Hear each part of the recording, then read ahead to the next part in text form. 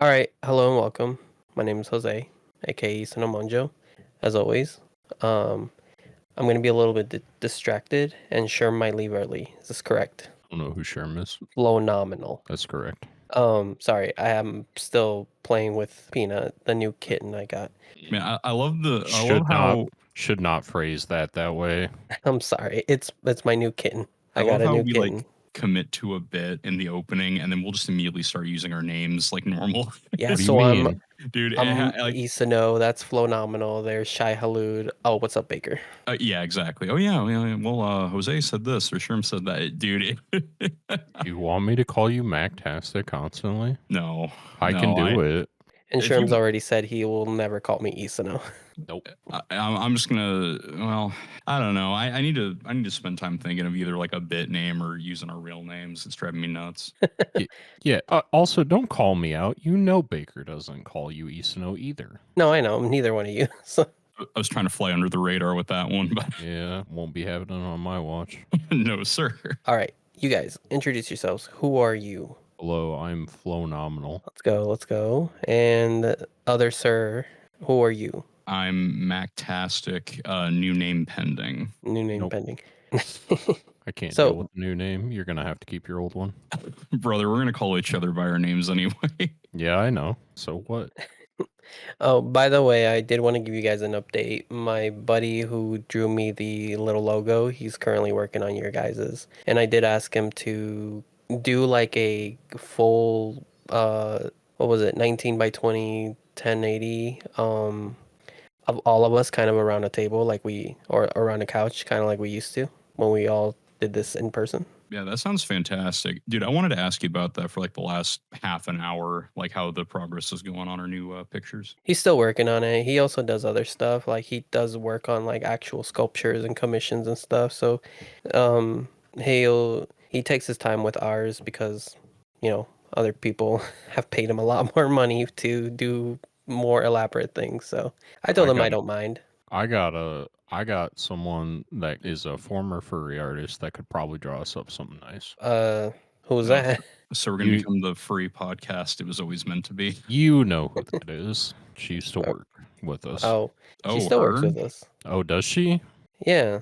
Oh, So I mean, she forgot. still works with me. I didn't know she did art. Yeah, she did. does. She's that person I brought up. Like I think it was that one time I said that she wanted to know what a Squirtle's butthole looked like. What? Mm-hmm. Yeah. The questions we've all been asking ourselves. She was like, "Yeah, somebody commissioned me to like draw a Squirtle, but like spreading its butthole." And she's like, "What does that look like?" I was like, "I don't know. What does that look like?" I don't think any human being has an answer for you beyond people that created the character. That's Probably 100%. Could you imagine looking up like real life turtle reference photos to get an idea? Oh, That's just wild. hey, I don't know about buttholes, but if you're looking for a real life turtle, schlongs, the internet's got you pretty much set. Fantastic. But Every yeah, I didn't day- know she did art. I thought she just like dressed up. Every day we stray further from God. We really do. He never existed to begin with. Okay, so what's up? Jose, aka Sonomonjo. We're back again, episode 25. Today we will probably be reviewing the first 3 episodes of Arcane. We'll probably do this week to week until the final 3 episodes. Arcane season 2 to clarify for the listeners. Baker, everybody knows it's season 2. Hey, we are in people might not know. 2024. People might not know. True. People might be thinking, "Oh, Arcane? Okay, let me what if they're going to talk about season 1?" No, specifically we're talking about season 2. So before we talk about the newest 3 episodes that finally dropped, I have an article here actually. So this one's by IGN, but a lot of this has been making the rounds online. So Arcane is reportedly the most expensive animated series by a long shot, and that explains why we will not get a season 3 and why Riot is potentially dropping the whole media expansion that they kind of had going on a while back. Because I think prior to like 2018, I think they had like stated, yeah, we want to venture into other media, make it a venture capital thing, expand, and they did it. But apparently the first season of Arcane was so expensive, that's why we only got the 9 episodes before. And we were kind of talking about this before when we were watching the show. Had this had they potentially turned this into a movie, even 3 hours, we wouldn't have gotten the quality of story or all of that we kind of got in the first season. How did you guys feel about the first season? What comes to mind? Spoiler alert for first season because you should have watched it by now. It's been out for a while. It literally came out yesterday or No, this morning. no, Season season one. one. Oh, season 1. Season 1's great. Yeah, Yeah, season it's one's been out for a fantastic. while. Kind of give me a quick recap on season one. There's so much. I don't think I can fully recap it. What are the bullet points do you think? Got big dumb hammer, big dumb fists. Like it's a story about 2 orphan girls that grow up in like a poor area of a city, and it's like their struggles. I don't know, like trying to condense it all into a TLDR is not a good idea. That's true. So I will say, let's kind of break it into certain, not factions, but like parts of the show. The Vi and Jinx stuff. How was that for you guys in season one? Did you guys enjoy it? Did you guys like it? What was some stuff that you disliked, I guess? Yeah, it's really good. Well, I mean, like Powder slowly becoming Jinx, like fully over time. Like I could buy it. I thought the writing was really good. Pretty much all the characters are interesting. They have something going on. They don't really feel like they're there just to be there. You know, I'm pretty sure I said this before when we talked about Arcane however long ago, but like they're not dicking around. Like shit is always happening and it is relevant. And there's really nice emotional moments. As much as I don't like Big Dumb Hammer Man, I do like his relationship with Victor. I think it's really nice. You know, like they're the boys. They care about each other. I don't really have any problems with the show, at least in season one. Like everything was super enjoyable. It looked great. I had no real problems with the music choices. I loved it. It was a great show. I did like the Jinx and Vi stuff until she actually turns into Jinx. That's a whole other thing. I'm not gonna go back to that again. Oh, gee, But I wonder what your thoughts are let's on go. that. Let's get I into it. wonder what your no, thoughts are. let's move on. I do think okay, Incredible. here's the thing. I'm moving on from that, but Mm. I do like that his name is Jace, right? Yes, sir. Big Dumb Hammer. I do like his good intentions. I think his intentions were just misplaced. If that makes any sense. Do you guys kind of feel the same way, or am I the only one feeling that? Well, I mean, that's the thing, right? As much as I don't like Big Dumb Hammer Man, I can't really say I hate him in all honesty. Like I get what he was trying to do, but he's an idealist, right? Like he gets Yeah. blinded by the bigger picture. He's not really looking at like what's realistic. That's why he had to be like kind of brought back to reality by Victor whenever they'd have like these talks after you like join the council and stuff. It's like we never our goal was to improve lives, right? And then there's like weapon development and other types of things going on.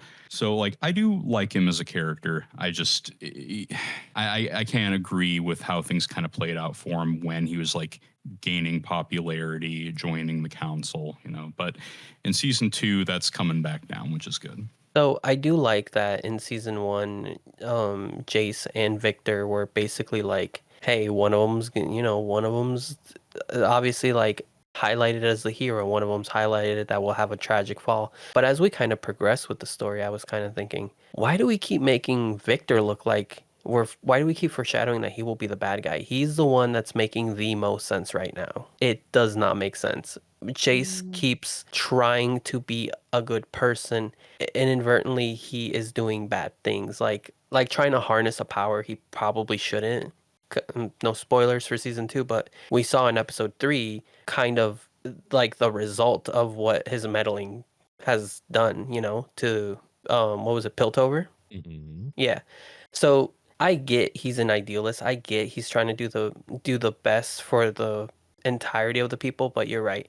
He was looking at the bigger picture. He wasn't looking at, what was in front of him, and now we're kind of I hope Victor doesn't become a bad guy, but what would you say, Sherm? Is Victor a bad guy? Does he have bad guy lore? What are we looking at in universe game, like League? He's more like neutral, I would say. I don't see them portraying him as the villain. He definitely seems like he's on his own thing. He's got his own stuff to deal with. It doesn't seem like they'll make him a villain character necessarily. And I hope Like, they don't. I don't think he deserves that, in my opinion. that's not really his character. He's never gonna be like the bad guy. He's just more like it's more like a philosophical question of like how much is still Victor versus how much is like the hex tech corrupting him. That is to say, I am liking the Chase and Victor stuff. I don't know if the Chase and Victor stuff will continue in season 2. I won't spoil that as of right now. But let's see. We got, like I said, Vi and Jinx. What about Vi and Caitlyn? You guys liking that? Yeah. I mean, it's not bad by any means. Does it It seem made me laugh forced when to you they. guys? I wouldn't say forced, honestly. I mean, there's definitely like hints that something could have happened back in season 1 between them. True. It just made me laugh when we were watching it because like I was just waiting for them to finally do something right, and then they just make out.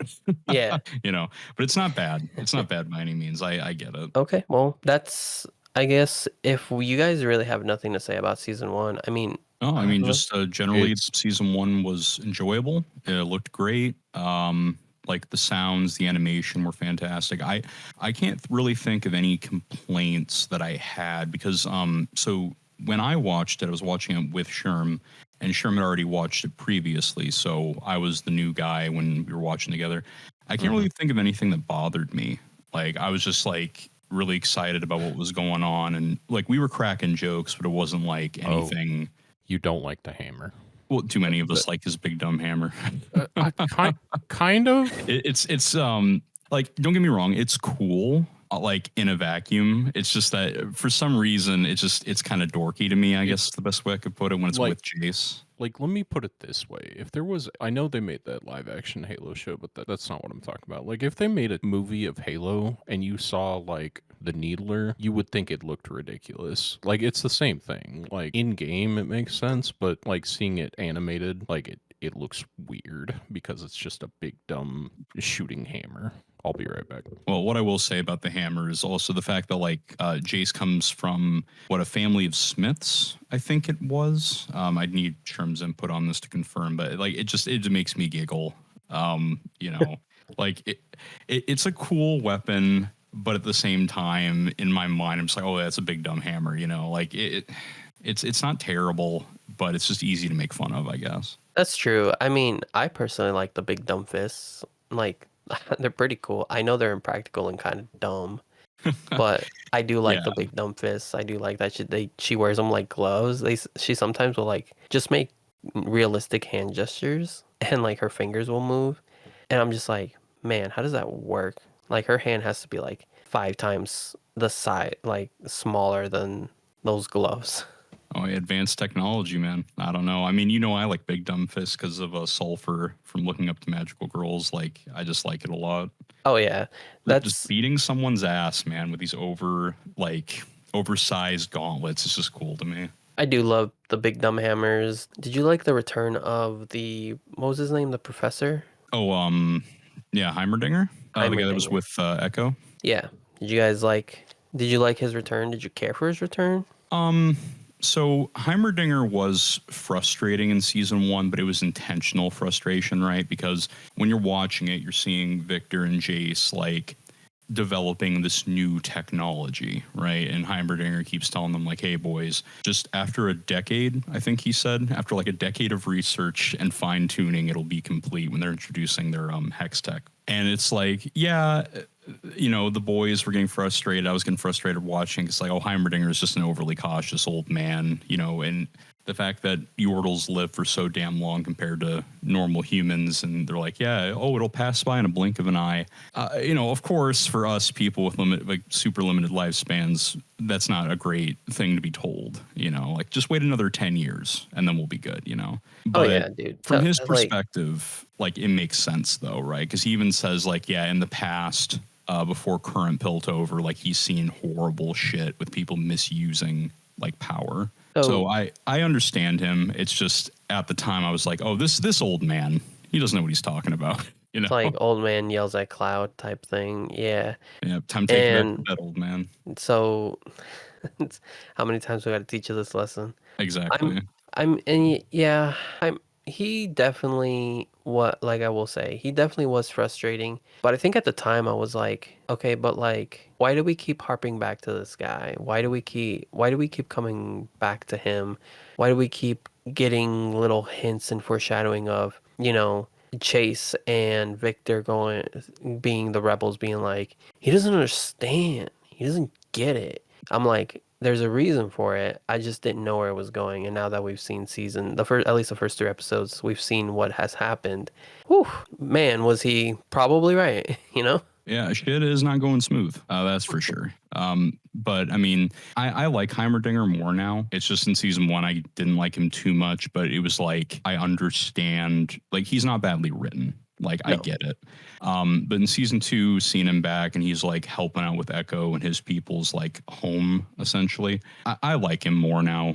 Like, seeing him, as silly as it is, seeing him make that bubble machine with the kids was pretty nice. Like, he's still putting his mind to use. It's just on like less serious shit, at least for that point in time. I'm sure, of course, as season 2 goes on, he'll be way more relevant. I mean, he's a brilliant guy. You know, there's no way he won't be involved somehow. Oh yeah. Here's one you liked, Silco. Are you sad we get no Silco this new season? Because He's spoiler, dead. He's dead. yeah. Oh my god. Yeah, I mean, look, if I could keep Silco around forever, I would. I love Silco so much, but I mean, he served his purpose. Like, I wasn't disappointed with how he died. Like, I get it. It made sense to me. And like, the time we did have with him was really good. So I am a little sad, but I would hate it if they like pulled some shit and it's like, no, Silco's alive. Like no, he's dead. Like, just let the man be, you know? Yeah. Do you like Echo and Heimerdinger's relationship? I'm kind of digging it.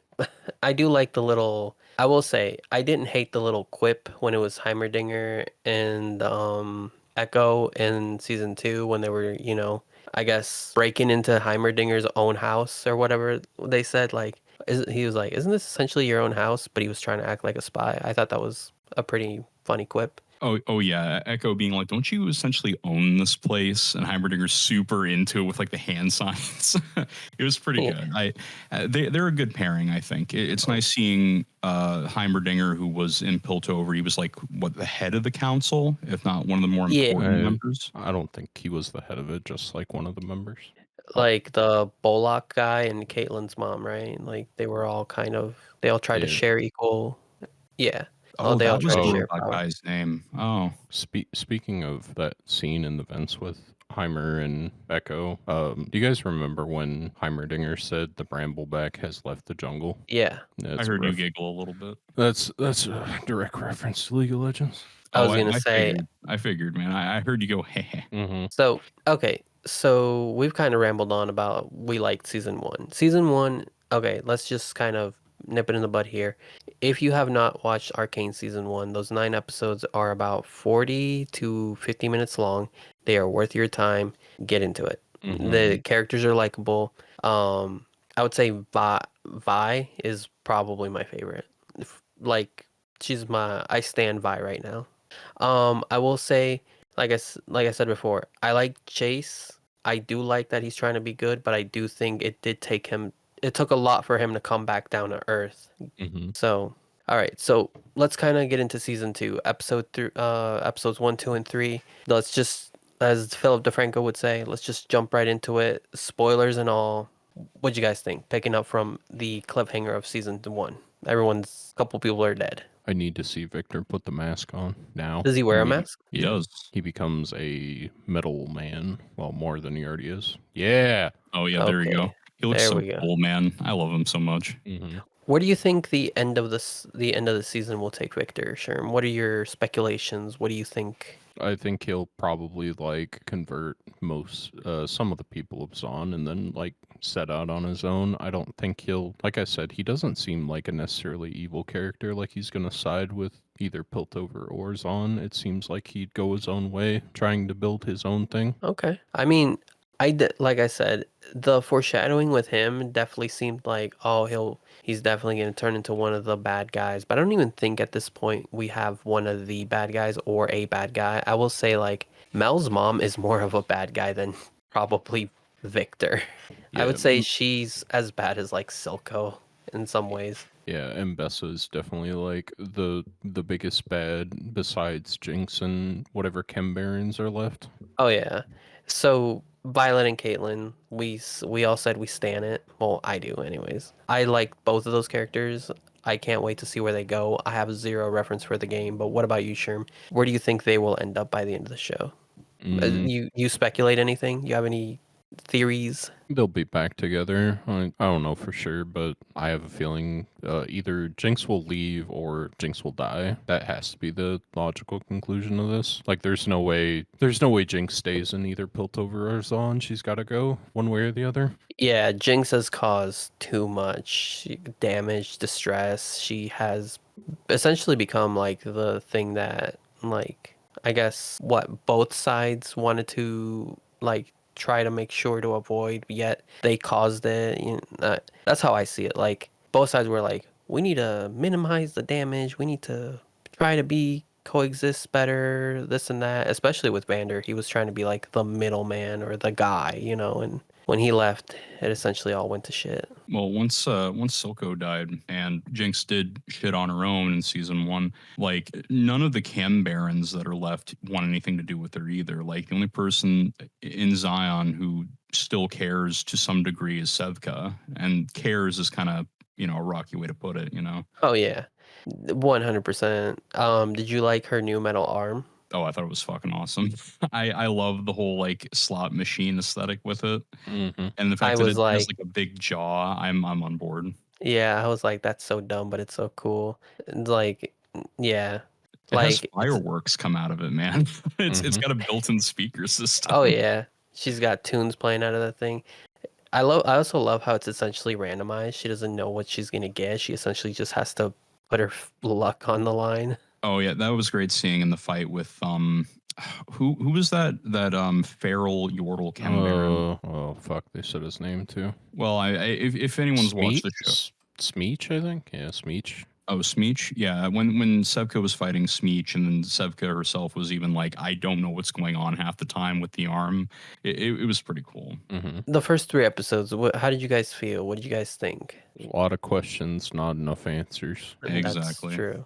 It's gonna be a long week.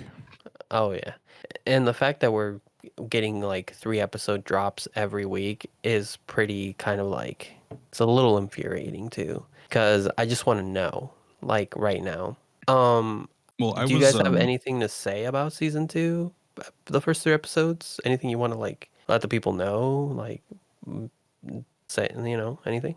Still great animation, still great song choices. I mean, literally, it's just more good stuff that we had in Mhm. season one, except the plots moving forward. Like, it's really hard to talk about it just because there's so many moving parts. And, like, if you're watching it, like, you can see where it's going. But, like, speaking of it off the top of my head is a little difficult just because, things are just progressing. Like, there's no dicking around, like I said Mhm. earlier. But Oh, it's really good and it's really interesting. I thought that opening to episode 3 was really good. Like the Caitlyn unlocking like the Kierman treasure or whatever, and it's like access to the ventilation systems in the like Undercity. Like that whole section seemed pretty cool. Had good art style to it too. Oh Oh yeah. yeah, One thing that kind of throws me off those, and I mentioned this when we were watching it together, but the fact they're calling like that smog the gray, Yeah. really, guys, it's green. Why are, why are we calling it the gray? But whatever, But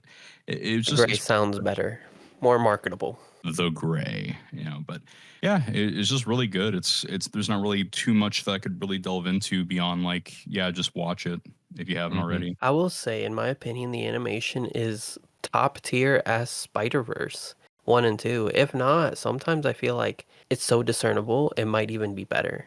Like, it just looks that good. Mhm. Especially like when there will be like fight scenes, explosions. Was it episode 3? That's the one where I said, "Oh yeah, Zack Snyder directed that one." A lot of slow-mo in that one, but I didn't hate it. Like it fit the episode in my opinion. So, it wasn't a bad thing when I said that. So, I just in case you guys were wondering. I know Yeah, you weren't, but not a bad thing. Arcane's a quality product. It's just kind of depressing that we, at least from what I understand, are probably not going to get any more. Mhm. So I kind of want to real quick. Yeah. So Riot co-founder and chief producer Officer Mark Maryland declined to confirm that the show actually cost $250 million when speaking of Variety, but stood by the results. We're more than comfortable with the spend it took to deliver the show that was worthy of our players' time. So what he's saying is like, yeah, we like it, but this was too much money. This was essentially a money pit.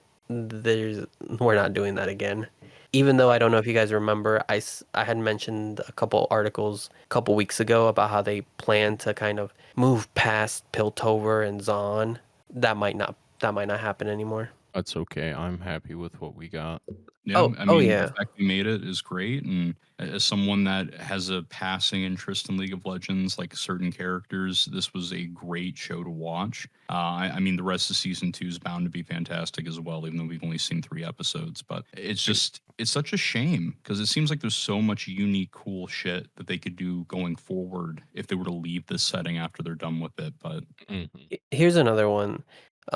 This same report says that an interesting tidbit, Riot had apparently tried to recruit the Russo brothers, which were the guys who directed Winter Soldier, Infinity War, and Endgame. And apparently because Riot was inexperienced in Hollywood deal making, as it says right there, this led to the developers losing $5 million because the Russos just walked away due to disagreements over what they could and could not do.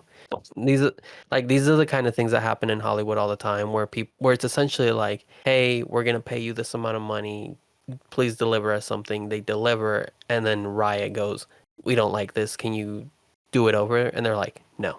And they're like, well, we paid you, please do it. And they're like, nah, you know what, we're gonna exit here. So, and you know what, in my opinion, it's a good thing these two walked away, because everything they've done outside of Marvel and outside of their comedy stuff has been kind of shit. So I think they dodged the bullet with that. Mhm. I mean, have any of you heard of Cherry with Tom Holland? Nope. Have any I of you think, heard of The Gray Man? no. Nope. Exactly. So probably not worth the money they spent to kind of get those two on board, but you know what? It's okay. We got a quality product, like you said, Sherm. It's sad that this might be the last thing we see. I think if we got anything else outside of Arcane with animation less than this, I think people would probably, no pun intended, riot. They'd be upset. We'd probably hear it on Twitter. Anything to say about that, guys? Nope. Mm-mm. So if you guys got it, so let's say they continued Arcane or did another League of Legends thing, but the animation was, I don't know, it looked like this. So if I mean honestly, it could work if they were to continue in like a different setting and they changed the style. I mean, granted, you don't want the animation to look like shit, you know what I mean, especially like fight scenes and stuff, but it's possible, I think. I wouldn't lose my mind seeing another like Arcane project that was in a different style. You'd be more receptive as long as it's like in another area or location then. Yeah, I'd say so. Because it'd be very jarring if, they continued for whatever reason the Piltover Zion, fight in that setting, like with season 3, right? And then they just swapped how everything was animated. They got different people, of course. That would be jarring as hell. But if they switched the animation styles and we were to go to like the Shadow Isles or whatever, it could work as long as it's still good. Like the thing is, the writing still has to be good and the animation still has to be good enough to where we can have good fight scenes and they can like convey the emotions as well as they do. Not saying it's likely, but they could try, I guess. Here's one thing I kind of wanted to bring up. Sherm, are you okay on time, or are you heading out? Or has he already headed out? Well, the boy is muted, so he's probably on the phone. Okay. He's Here's one thing I kind of wanted to bring up. I don't know if you I don't know if you have any, I guess, opinion on this. To me, this story would be generic if it was any other setting. If this was like set in New York, or if this was set in LA, if this was set in like Gotham or any Marvel movie, I'd be like, this is a generic ass story. Oh, the high society, the low society kind of thing, you know? But because this is like a setting I have never seen and this world is a little unique in and of itself, I am very much enjoying it. You know what I mean? Well, there's too many. How do I put this? Because we have like the shimmer corruption and like addiction and stuff going on, but we also have all these bizarre looking characters and just so many angles to play by. It would be kind of hard to like say if this story was in a different, like, yeah, you know what I mean. It's kind of hard to peel away everything from this and put it in like Gotham or some other city, because like you need the Undercity. You need to have Piltover be this pristine, futuristic kind of set. You know what I mean? it's Well, it's that's kind of just hard to peel that Upper away. Manhattan, Lower Manhattan kind of thing. So it's No, like you got the no, rich but I part of mean like town. literally you have buildings made out of scrap and like ruins and like the air system being what it is, and then you know what I mean, like hoverboards, and there's just too much to rip I'll give you away. that. Hoverboards are something I don't think they could pull off, but I feel like some of that could be pulled off in real life. I would say probably LA. This is in California. I just think there's too much to strip down before you like take this story and put it somewhere else. You know what I mean? Because No, like I definitely get Shimmer it. is turning people into like hulking brutes, and you have energy hammers. You know, like there's too much stuff to take away from this fantasy setting and to slap it in a more realistic one. I get that. That's true. I do like that this is not a like, a straight fantasy. Like this is a fantasy with big dumb hammers, big dumb gloves. Kind of bringing it back to season 2. I think that third episode, right? What's going on? Is that thing sentient? This thing that's like on Victor? And that was also kind of like when Echo, Chase, and Heimendinger went down to like, what do they call it? I didn't hear very well. You kind of remember they went down to that basement, and then that basement kind of turned into like, Oh yeah, so they were in Piltover and they were going like below. I don't know if it was the main structure that they have in there, or if it was the building for the high speed teleport type machine that they were using to transport airships, right, from season 1. yeah. But yeah, what about it? Oh, I was just saying like that mystery right there. That is the thing that has me the most curious right now. Oh, 100%. I mean, we're seeing it being corrupted too. And then, you know, Jace had that vision along with Echo and Heimerdinger, and the shit Victor was doing where he was able to essentially rebuild the addicts that were trying to mug him when he was down in Zion. Like, it's super interesting. And like the weird thing too is if you do see how Victor looks in game versus how he's kind of developing now, you kind of wonder like when that step will actually happen, you know, because his body is like metallicized and everything, but like he's still like a normal looking dude for the most part. I mean, like the face, but Yeah. Is there anything you kind of want to bring up on your own? Is there anything that kind of stood out to you that you want to talk about? beyond what we've discussed, not really. I mean, it's quality. Like I don't really have much to say, just because like if you don't know the story, it's really hard to talk about how everyone's interests are like aligned and misaligned, and everyone's problem with Jinx, and the thing that happened where Mel, the character Mel's mother, had to deal with this like sorcerer or sorceress type thing that was represented by like a rose and stuff. Like it's really hard to talk about that because that was a new thing introduced. Oh, that's right. So, who was that lady? She was like was she an assassin, or what guild was she from? I remember her saying she was part of a guild. The only thing that I can recall is that she is most likely from what Noctis is Mel and Mel's mother's home place. I believe she's from Noctis, but that's as far as I know. They mentioned a feud, and then Mel's mom mentioned that her son was already dead. Is that not enough for you guys? That type of thing. So she's definitely from their native land. Okay. Yeah, At you're least right, it because seems she that said, way. yeah, because she said, is my kid, my son's dead. It- Is that not enough? Yeah. yeah. Well, I mean, shit, like this is a good show. I can't wait till we get to the final 3 episodes. Now I kind of want to give you a quick uh here's what IGN said, just kind of like about the first season. Arcane, this is their quote, by the way. Arcane is the first video game adaptation that's truly a masterpiece, breaking new ground for what's possible in TV animation. Do you agree with that? Well, if I have to look back on any video game adaptation stuff I've seen, I mean, this is Halo. ugh. Uh, um, God, I mean there was a Halo collection quite some time ago. Like I saw this when I was in like middle school. Let me see if I can find it real quick. It was like Halo. No, it was Halo Legends. I just remembered. Halo Legends. I think that was great. In terms of like it was a collection of shorter stories with different animation styles per story. Like they were all different, and there were really cool like side story things that were not solely focused on like Master Chief or like the main events you'd see in like the games, right? Like there was still like Covenant human conflict and stuff, but it wasn't like we need to blow up the Halo rings, you know, that type of thing. Hell, there was a comedy one in there where they were having like Dragon Ball Z-esque fights. I remember that. Really? Yeah, there straight up was. There was a cyborg beast warrior that the Covenant sent out that could shoot energy blasts, right? And this like random Spartan, I can't remember his name, but he was a gag character.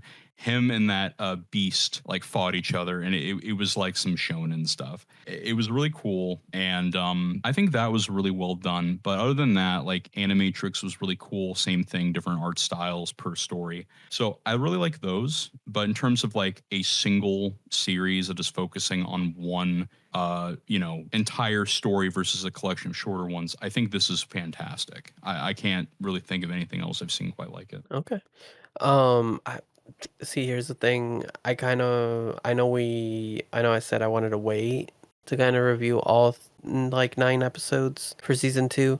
I don't know if I want to keep talking about Arcane beginning next week and the final 3 episodes, but I mean, if we would just want to like give a quick rundown next week and the week after that, just kind of be like, yeah, pretty good.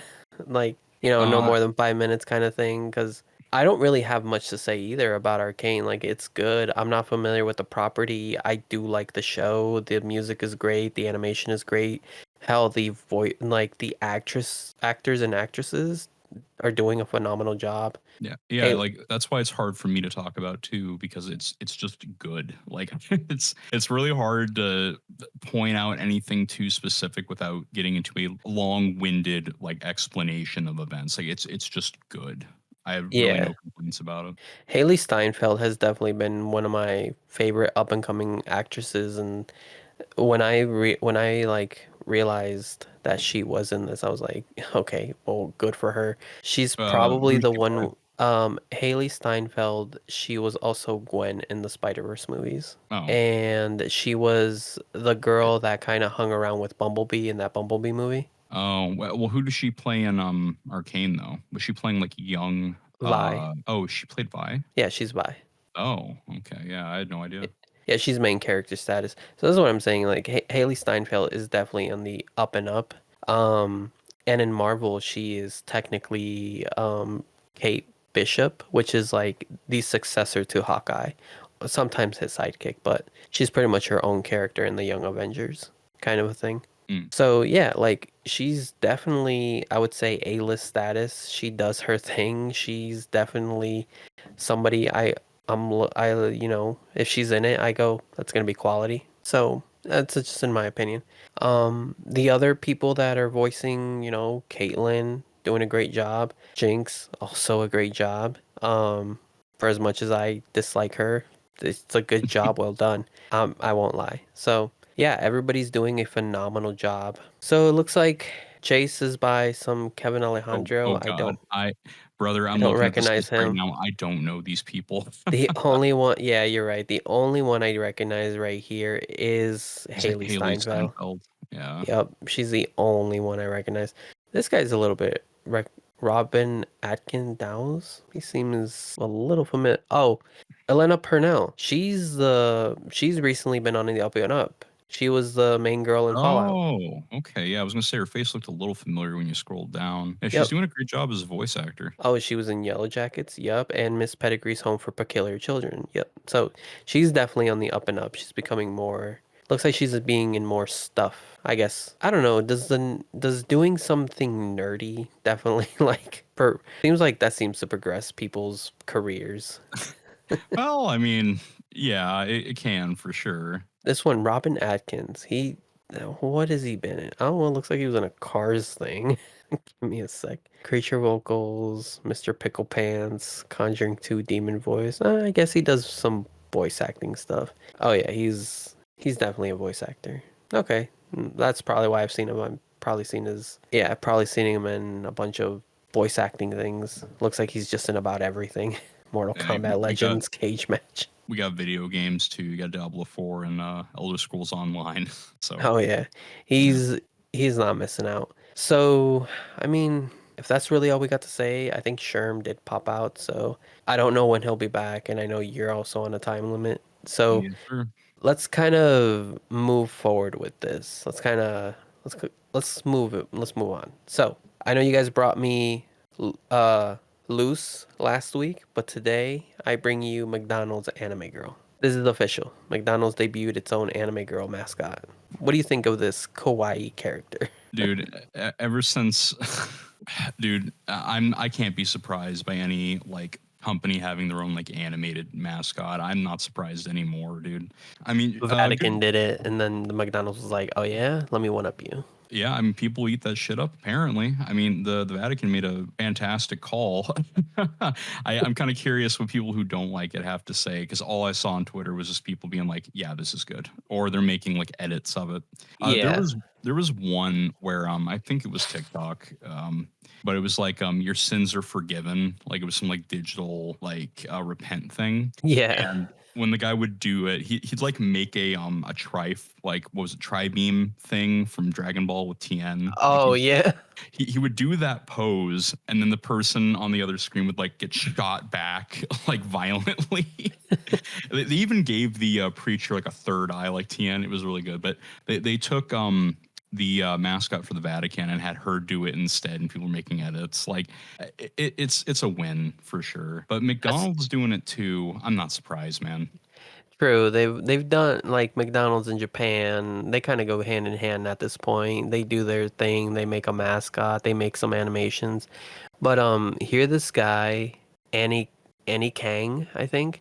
He basically made this short on YouTube, and he was basically telling you like people online are like here's McDonald's and their official mascot, but the internet, yep, they're in a drawing frenzy right now doing classic Japanese McDonald's memes or like ads, kind of like that. Yo, that's awesome, actually. So yeah, if you're watching the video with me, then yeah, Man, that's this is yeah. essentially what they're doing. It's really inspiring seeing people take something like this, and they probably have to go back and research like what memes were popular for like McDonald's or whatever, and then recreate them. I wish I had the passion some of these people do sometimes. They did a Super Size Me one too. Yep.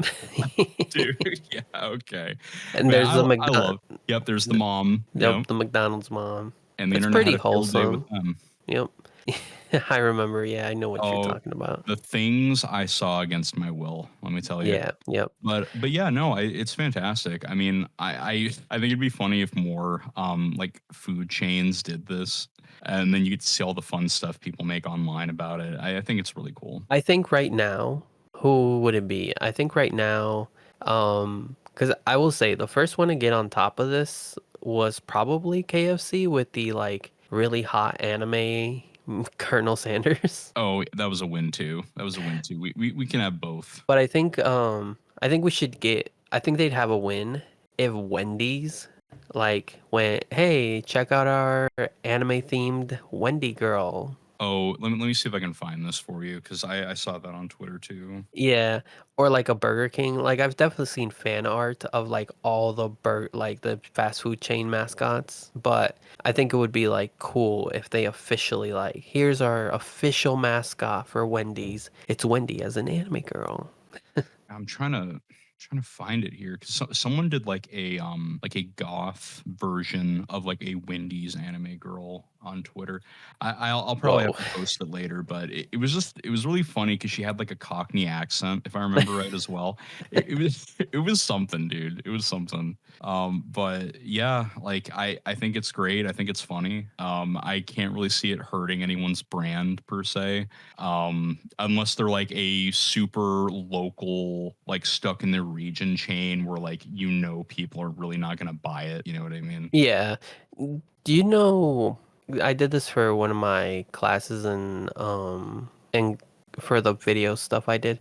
I had to look up like a unique video and bring it to my video class, and I found out that Will Ferrell, Mhm. he once took him and like maybe three guys went to I think it's Milwaukee, Iowa, set up a camera, shot a commercial no, it was for the beer Milwaukee, and they went to, I think it was like Dubuque or something, and they shot a commercial, edited it, right? Mhm. But that that commercial was only because I think Milwaukee is a Midwest like beer, by the way, which I was not aware of. It's like a regional thing. I don't think it is, but I think that's how it's kind of like advertised. Mm. And then this commercial was only advertised in Dubuque, the area where they shot it. It was super weird. Wait, it was locked to that place? Yeah. So That's weird as hell. I mean, the Will granted, Ferrell. if this Milwaukee brand really is local to like that region of the USA, like I guess it makes sense, but like why though? Like I found that video and I brought it to my professor and he was like, "What?" I was like, "Yeah, he apparently this was never aired anywhere besides that region." Like that that's so weird. specific place. I mean, maybe he just needed some pocket change, or on a whim, he's like, "Yeah, that sounds like fun," but like, it's so I think he's weird. just a genuine fan of the beer.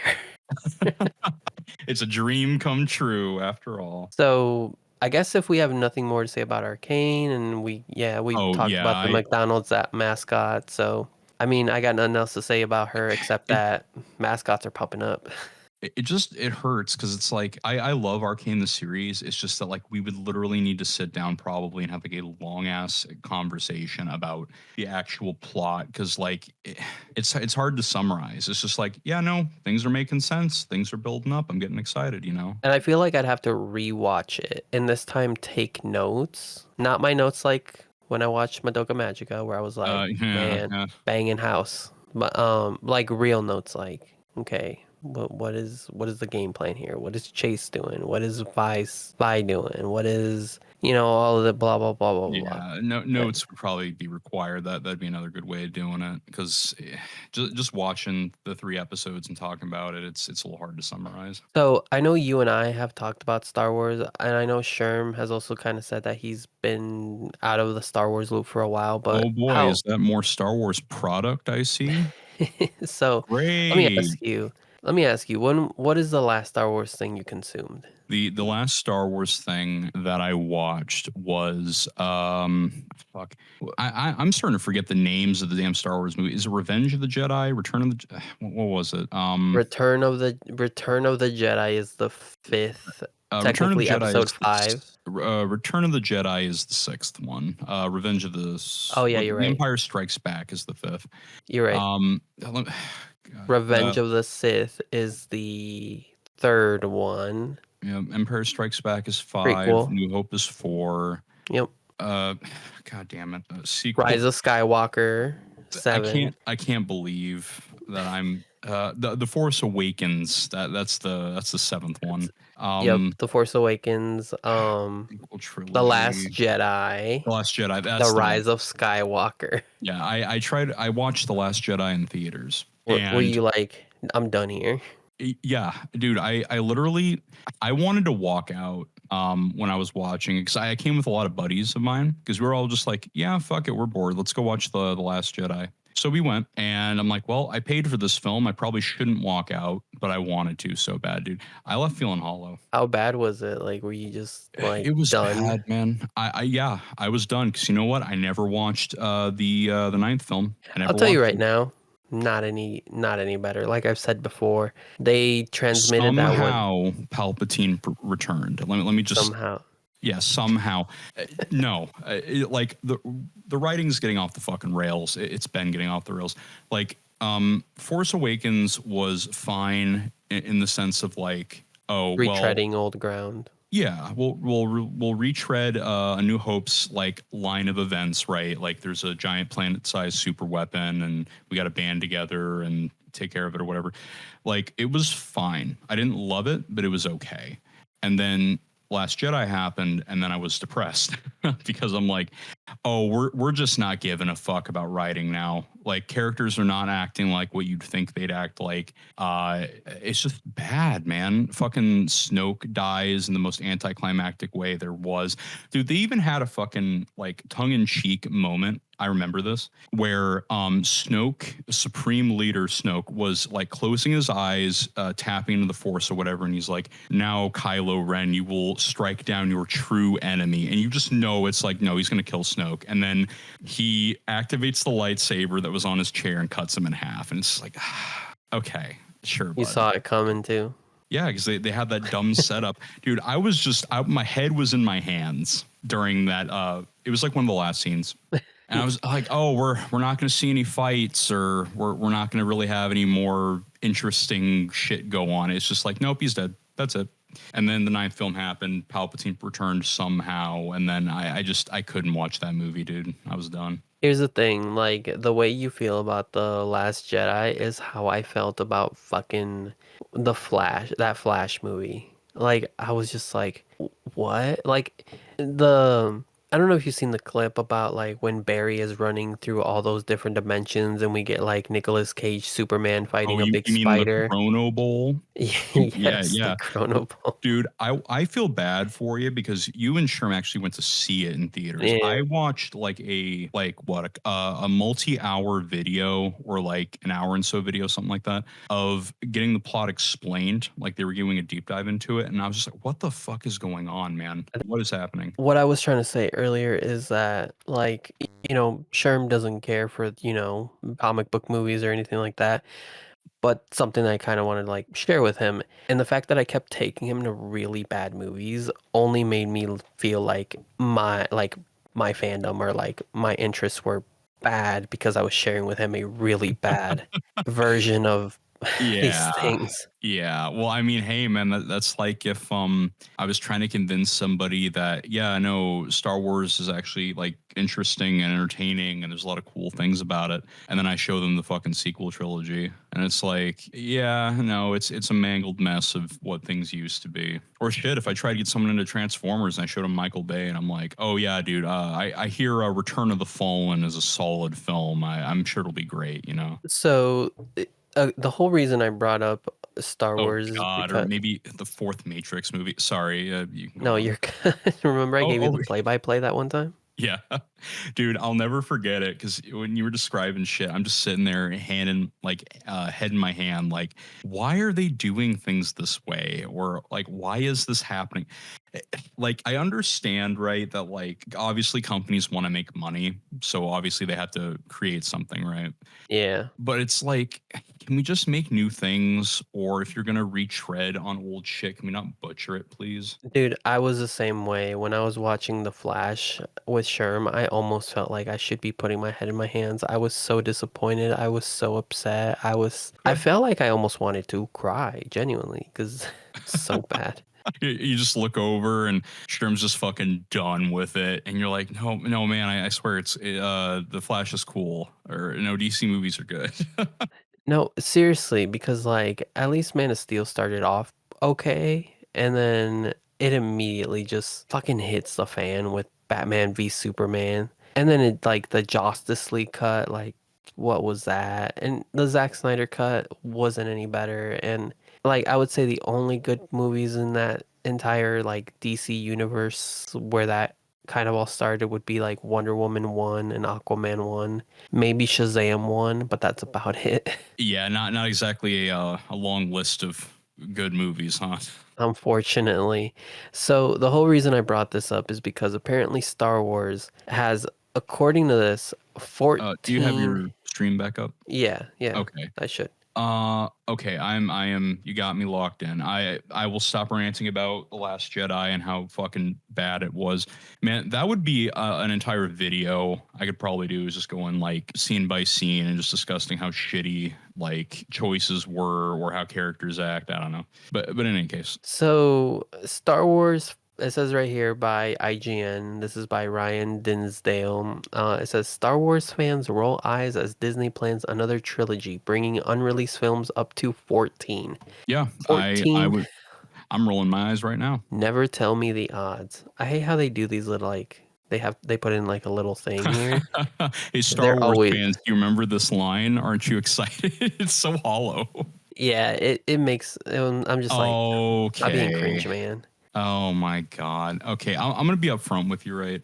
I don't like Grogu. I have no interest in Grogu whatsoever, and man, I hate, dude. I hated it so I'm just gonna go off on a tangent real quick, right? Yeah, go ahead, So go off. so after The Last Jedi, Star Wars was dead to me. I had no interest in anything else happening. And then the fucking Mandalorian shit was going on as well, on top of like the what Oh, Rise of Skywalker. That was the ninth film, right? yeah, yep, I Yeah, remember. so all this shit's going on. I'm just like, fuck, man. And people are loving Grogu. I don't blame them. Grogu's cute. But like, man, I've watched videos because I'm not watching The Mandalorian. I refuse. I watched videos talking about the plot in Mandalorian, and I'm rolling my fucking eyes, man. Like, what's going on? I'm just rolling my fucking eyes. I'm just like, brother, when you watch people discuss what is happening in these episodes, like, I don't know if people are just like not caring about the writing or like how think. I, I don't know, man. It pisses me off. I'm not going to get into it. I actually need to see The Mandalorian to give my own like view. But from what I've heard and from what people have told me in dissection videos, it's a mess plot wise. So I think yeah, it's definitely something you have to watch because if it gets explained to you, it does feel a little. It sounds goofier than it actually is. It's at least Dude, the comical amount of times Mando gets shot, and oh it's oh like, yeah. man, I'm really glad he has that Beskar armor because otherwise he'd be fucking dead. Oh yeah, like that entire thing is like a whole joke in and of itself. It's like without the Beskar armor, like entirely his whole thing is made out of Beskar. Because in the first episode, it's just his helmet, but like after he gets the payment, like makes the suit just to escort Grogu to his people or so to say. No, he was supposed to take him out or something, but Yeah, I anyways, mean, yeah. the Empire had interest in Grogu, and what was it? Basically, he was trying to move Grogu to like find either his people or he had to bring him to that damn rock where Boba Fett makes a return. I don't know, man. I can't really discuss the plot. It's just I watched videos about it like a year or so ago, and I'm like, I'm glad I didn't watch this fucking show. Did you watch any of the breakdowns? Oh, The Mandalorian? Yeah. Yeah. Yeah, I did, but it was so long ago that I like pushed it out of my mind. I'm just like, okay, so more like it looks good, like the suits look great. The weapons and the effects seem pretty good. I like But Boba Fett's updated armor design. I think it looks great. oh, I like it too. I like his big dumb stick that he has. Yeah. But man, the Hung out fucking with the the sand knee people for a rockets while. though, the knee rockets were fucking goofy. I couldn't, man. Like he made a pose and everything too, and I'm like, brother, this ain't cool. I'm sorry, but I don't know. Star Wars is too close to home for me. I would need to actually like decide to waste my time and watch both seasons of Mandalorian. I feel you. Okay, so But in what any this is case, yeah. Well, what were you trying to tell me before I just went off? no, you're fine. So they've have 14 unreleased things, right? And a couple of them have not been canceled. So here's one. This is definitively coming out December 3rd on Disney Plus. It's called The Skeleton Crew. It says previously working under the title Grammar Rodeo. What the fuck? Why would Rammer Rodeo. this is post Return of the Jedi because that's the best time period to set anything Star Wars. Post Return of the Jedi. That's when I want all my Star Wars stuff. Oh man, dude, you know what?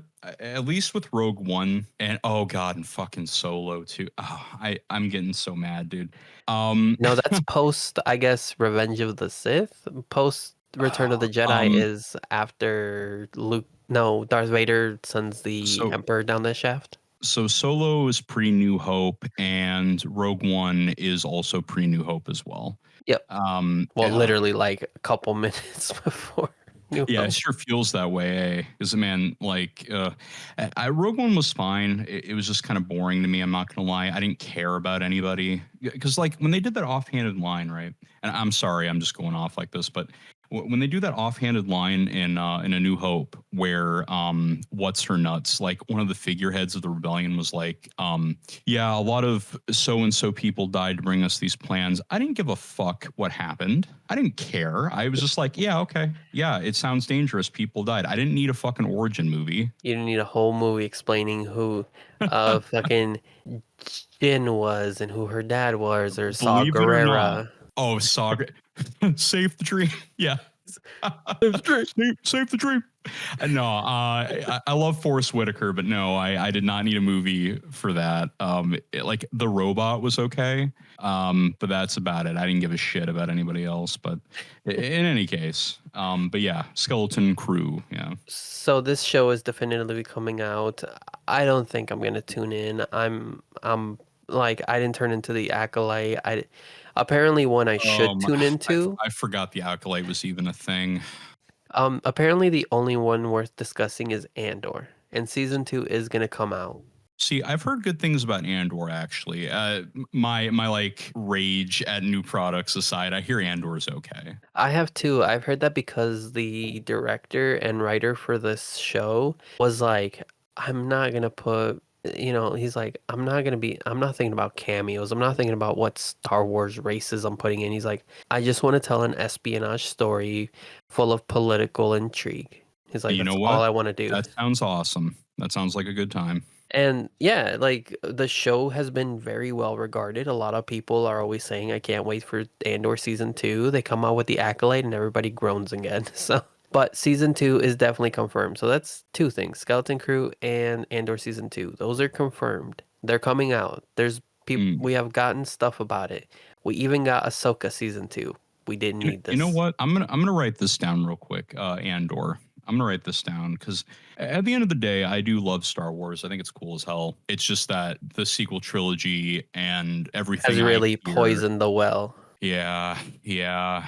Oh God, there was God, what was it? Obi-Wan. Yeah, that movie or that series, I think. Oh, yep. Obi-Wan was. Oh man. Oh my God. Okay, look. Let me Grogu, find this real quick. Mandalorian and Grogu getting a movie, and then Taika Waititi. What's up? Can I shout out somebody who made videos about Obi-Wan real quick? Go ahead. Okay. Let me just find this. You can go on though. I was gonna say the Grogu and Mandalorian movie confirmed. Apparently, they showed footage at the last Disney Expo. The same thing with Ahsoka. Apparently, Ahsoka is currently in development, but there's no release window yet.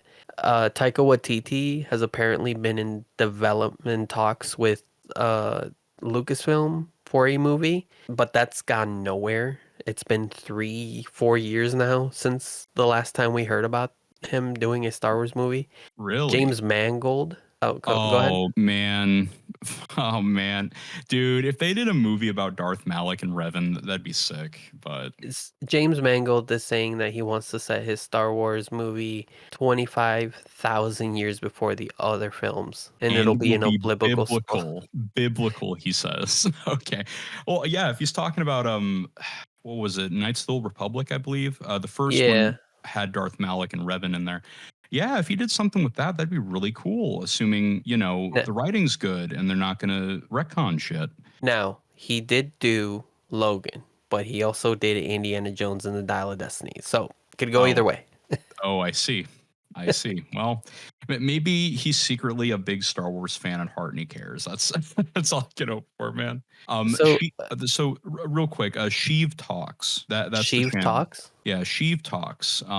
He did, I believe it's a 2-part video series talking about Kenobi, and it is dog water. Like Kenobi's so bad. Oh yeah, part 1, the Kenobi series harvested my kidneys and sold them on eBay.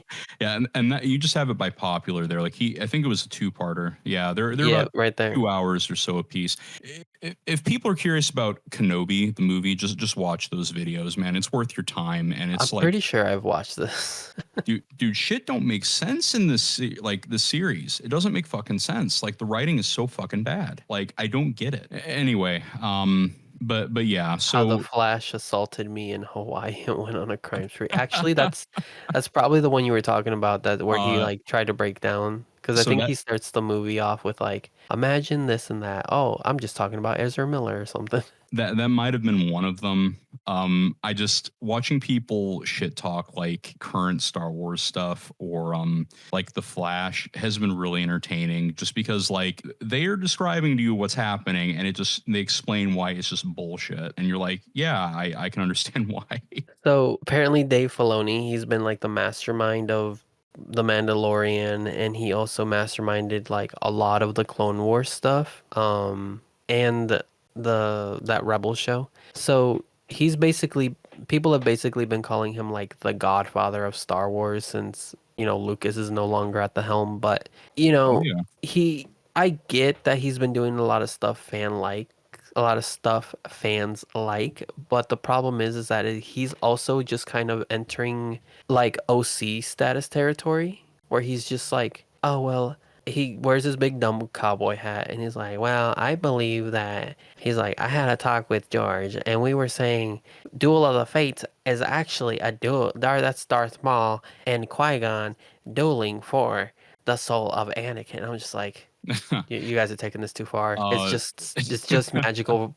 It's magical wizards in space, man. It's Yeah, it's here's the villain we brought up in the beginning of the film we saw briefly. He looks cool. He's gonna have a cool lightsaber, and then they're gonna fight him. Like that's it.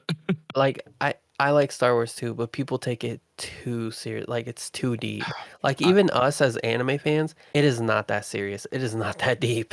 We like the like I would say the majority of the time it's not as deep as some people would like it to believe. And I love hearing people's like theories on like symbolism and stuff like that. And some of it does make sense, but it's like generally it really feels like people are reaching to have like what they want to be represented is in the show when it really just could be like with Darth Maul and Qui-Gon and Obi-Wan.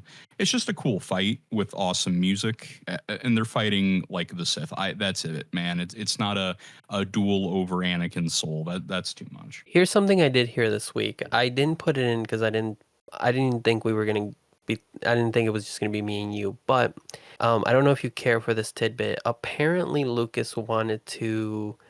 Qui-Gon was originally gonna be called Obi-Wan, and then he passes the Obi-Wan mantle down to Obi-Wan. And then that's why apparently in episode 4 when Obi-Wan, well, when Ben Kenobi takes off his hood and he's like, and Luke is like, I'm looking for Obi-Wan. He's like, that's the name I haven't heard in a long time. He was supposed to be like thinking about Qui-Gon, and I was like, that sounds dumb. I'm glad they didn't do that.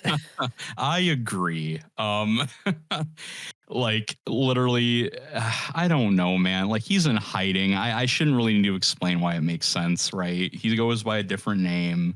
Obi-Wan was a very well-known Jedi back in the day. It's that simple. It's true. So this is also saying that there's a Rey Skywalker movie in development Oh boy. about Oh boy, I love Rey Skywalker. I love her so much. Dude, man, I need to rewatch the sequel trilogy when I feel like wasting my time oh and yeah. just like re-experience this dumb shit because I don't, they're like the dyad in the Force, right, is an example I could give where Snoke slash, I guess, Palpatine, right, was saying that like, oh, the Force always finds a way to balance itself, right, or balance the Yeah. universe. So apparently, Ray became the embodiment of like the light side of the Force, and Kylo became like the representation of the dark side. It's like, what do you mean? What are you talking about, dude? Like That's they so could stupid. teleport. Dude, yeah, because it is. They could But teleport shit between them because they have the psychic link being the dyad in the Force. It's fucking weird. do you Like, remember why are when we that doing this? I was gonna say, do you remember when that was handled way better in that Clone Wars TV show for kids? Man, the Clone Wars TV show was so good. It was so good. It Like was. you got to meet so many new characters and like the writing from what I recall was pretty good and they weren't exactly retconning shit. They were just introducing new things that you could be like, "Oh yeah, that probably happened," you know. Expanding on it. Yeah, Yeah, expanding on the Clone War, because of course in movie form we don't get to see too much of that. Like the war starts in the second film, which in my opinion is the worst out of all of them. And then we get the tail end of it in Revenge of the Sith, and then that's it for the Clone War. But with the show, we get to see so much more shit. We get to see all the players. We get to see all the different battles that happened. You know what I mean? Like it was really good. yeah. This also says that Simon Kingberg, I swear he was, yeah, oh yeah, it is. He was an X-Men producer, and apparently he was also a Star Wars Rebel co-creator. He apparently wants to create episodes 10 through 12. I think I'm okay. Um, hmm. I don't know how that will go. Some apparently other sources claim that he wants to focus on a new trilogy and a new timeline with or something like that. Dude, at this point, like, oh, okay, real quick, I just want to say this about The Last Jedi as well. My memories are slowly coming back to me. So, in The Last Jedi, wait, did you watch The Last Jedi, by the way? I don't think I asked. I watched both, yes. I watched Okay, all of them. I watched fantastic. everything. Okay, I will say the last thing I watched was the Book of Boba Fett, and I didn't even finish that. I got to the scene where the biker gang shows up and they're like, "Yeah, we're yeah. cool rebel teens and bikes." And I was like, "I think I'm done." And I think I was also done because half of that episode was a Mandalorian episode. Oh, that's right. Yeah, Mando is just like in that part, like in that own like what would you call like a spinoff, I guess, of like the Mandalorian show. No, like we literally just get an episode of the Mandalorian in the middle of the Boba Fett show. Wait, Like it was seriously? weird. Yes, What? out of Okay. nowhere. It's not like the guy has its own show or anything, but I just want to say, I can't remember her name, but like the annoying purple haired senator or counselor, whatever the hell she Oh, was. yeah. Fucking hell. Yeah, whatever her name was. So first of all, I just want to say that that chase scene that was going on was nonsense. They're talking about running out of fuel and shit. You're in space. Don't talk to me about that. And two, like the whole time they were building this whole like somebody's a traitor or whatever bullshit. And at the very end, God, what the fuck was it? Ordo, something like that. Whatever, the senator. She pulls this thing where she sends their ship into hyperdrive, right? Yeah, it And does that cool kind of almost. like it like shatters like the enemy fleet, like their huge ass ship. I believe was called the Supremacy. Yeah, that character. Yeah, what was her name? Yeah, Holdo. That's what it was, Vice Admiral Holdo. So, yeah, so she does that hyperdrive shit, and it's like it looked good, right? But the problem with doing that is that when you introduce a concept like, oh, if I put a ship into hyperdrive and it can shatter a ship that large, then you start to wonder, well, why weren't people doing this the whole time, right? Yeah. Because that's very effective, especially when droids are a thing. And you could Oh, just yeah. have a droid pilot a ship as a suicide bomber and then nuke fleets. That's the problem. So when they introduce a concept like that, it kind of makes you wonder, well, why the fuck was any of this happening when we could just do suicide droid runs? you know and in last or in Rise of Skywalker, they tried to hand wave that away by saying that it was a 1 in a million maneuver.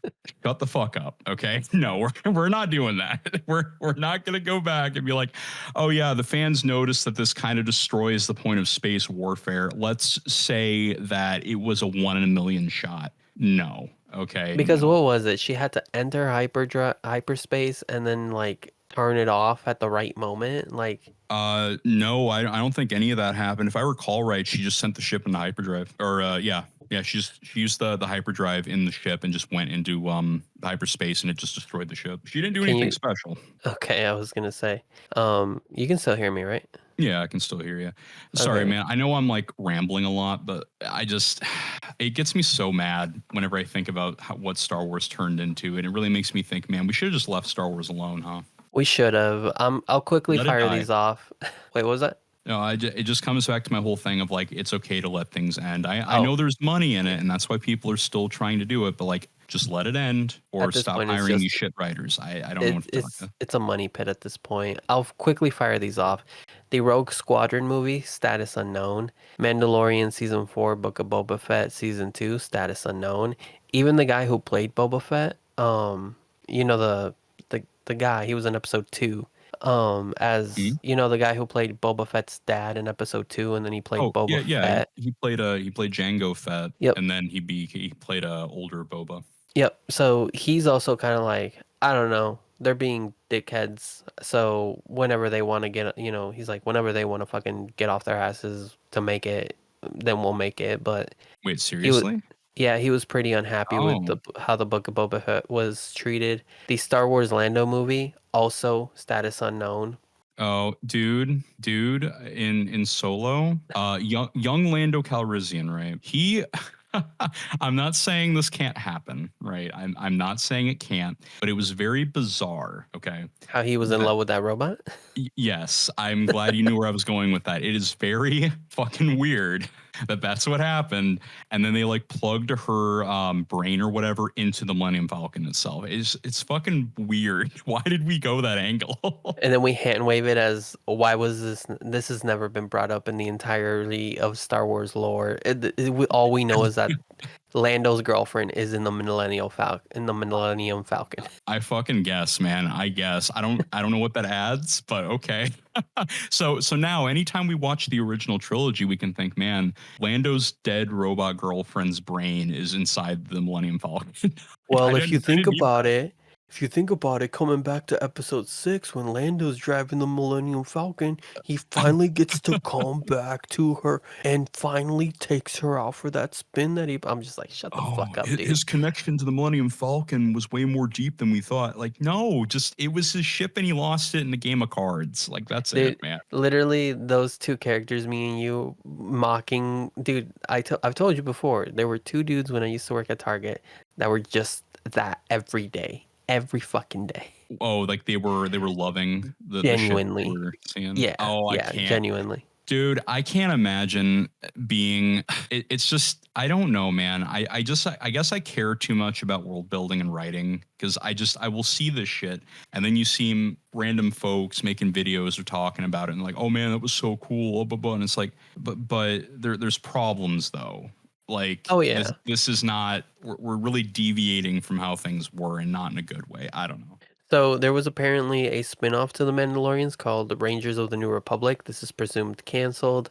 The untitled Jay Dillard, Matt Owens movies, probably canceled.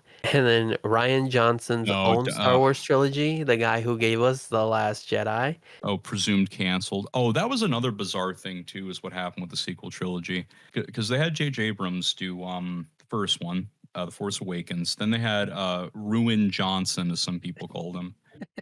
They had Ruin then direct The Last Jedi, which I told you I wanted to walk out of when I was watching it. Yeah. And then J.J. Abrams came back for the ninth film. And it's just like people were speculating that like they were kind of being passive aggressive in their movies to each other with like the changes. Because in the fifth one, Snoke has a line where he's like talking to Kylo, right? And he's like, yeah, take that dumb helmet off. You look like a kid, right? And then Kylo shatters it in an elevator. And Yeah. And then in the ninth film, he fucking makes it a whole point to go to like the special armor or whatever, and then like rebuild it. And it's just like so J.J. Abrams looked at that and was like, nah, I think the helmet's cool, and then fixes it. Okay, so I don't know, man. So I'll tell you what I know. Originally, the plan was to have 3 directors, and J.J. Abrams was gonna kick off the entire thing. Ryan Johnson was gonna set up the middle ground, and Colin Trevorrow was supposed to end it. If you don't remember Colin Trevorrow, he's the guy who directed the Jurassic World movies. Oh, okay. So he was supposed to finish the sequel trilogy? Correct. Ray was going to end in the leaked script. Ray was supposed to have a double-sided like staff lightsaber, almost to kind of bring it back to like when she started out on Jakku with that staff thing that she had. Oh, yeah. I think Kylo was going to embrace the dark side completely, and he was going to be the big bad of the end of the movie. And this was everything from everything that followed from The Last Jedi was supposed to conclude in his Star Wars movie. That it was not called the last Rise of Skywalker either. But when people had such a negative reaction, you included, I thought Clearly. um Disney went into panic mode and they went into full damage control mode. So that's why they told Colin Trevorrow, hit the door. We have to bring back Abrams. He's the only guy who can save it. And he People did weren't more. hating on the Force Awakens. We need that guy back. Dude, when I tell you, I was like, dude, a couple of things that didn't make sense. Yeah, the whole hyperdrive thing, the whole casino bit. Like, we didn't need to be Oh, the split up. casino thing, I man! What a waste of time. I can't. literally Like, I know they were looking for like Finn and what's her nuts? I can't remember her name. The girl that loves Finn, I guess. Which that was the remember. By the way, in oh episode Rose. That was her name, Rose. Rose, by episode 9, Rose, do you want to come on this adventure? Nah, I gotta stay behind. Dude, I remember watching a video about like reviews for the film since there's no way in hell I was gonna watch it, and people were like, "Yeah, Rose just like went to go sit on the bench or something like that." Like, Oh, we just essentially. can't have her because, dude, that scene, dude, it was. I need to tell you this, right? So in the Last Jedi, I'm glad that you're bringing up these points because it's making my memory come back. That last fucking fight scene, I think it was, they were on the salt planet that Oh yeah. looks like Hoth. And I love that there was a guy who like tasted it and he's like, salt. Anyway, but that fucking scene where they're trying to like prevent the rebel like base from being destroyed with some like special weapon. She admits to Finn in this weird scene that like she loves him or whatever, and then she kisses him, and then the super weapon destroys the door for the fucking base. It was so jarring. I'm like, why are we doing this? Like, they're gonna die, you know?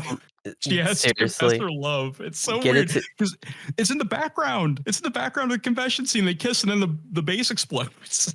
It's so weird, dude. Dude, I Anyway. remember. Dude, I will tell you, when I went to go watch The Last Jedi, I think it was with me and Big Strong Man, me and Mihara, and because she doesn't care. She's just there to watch it.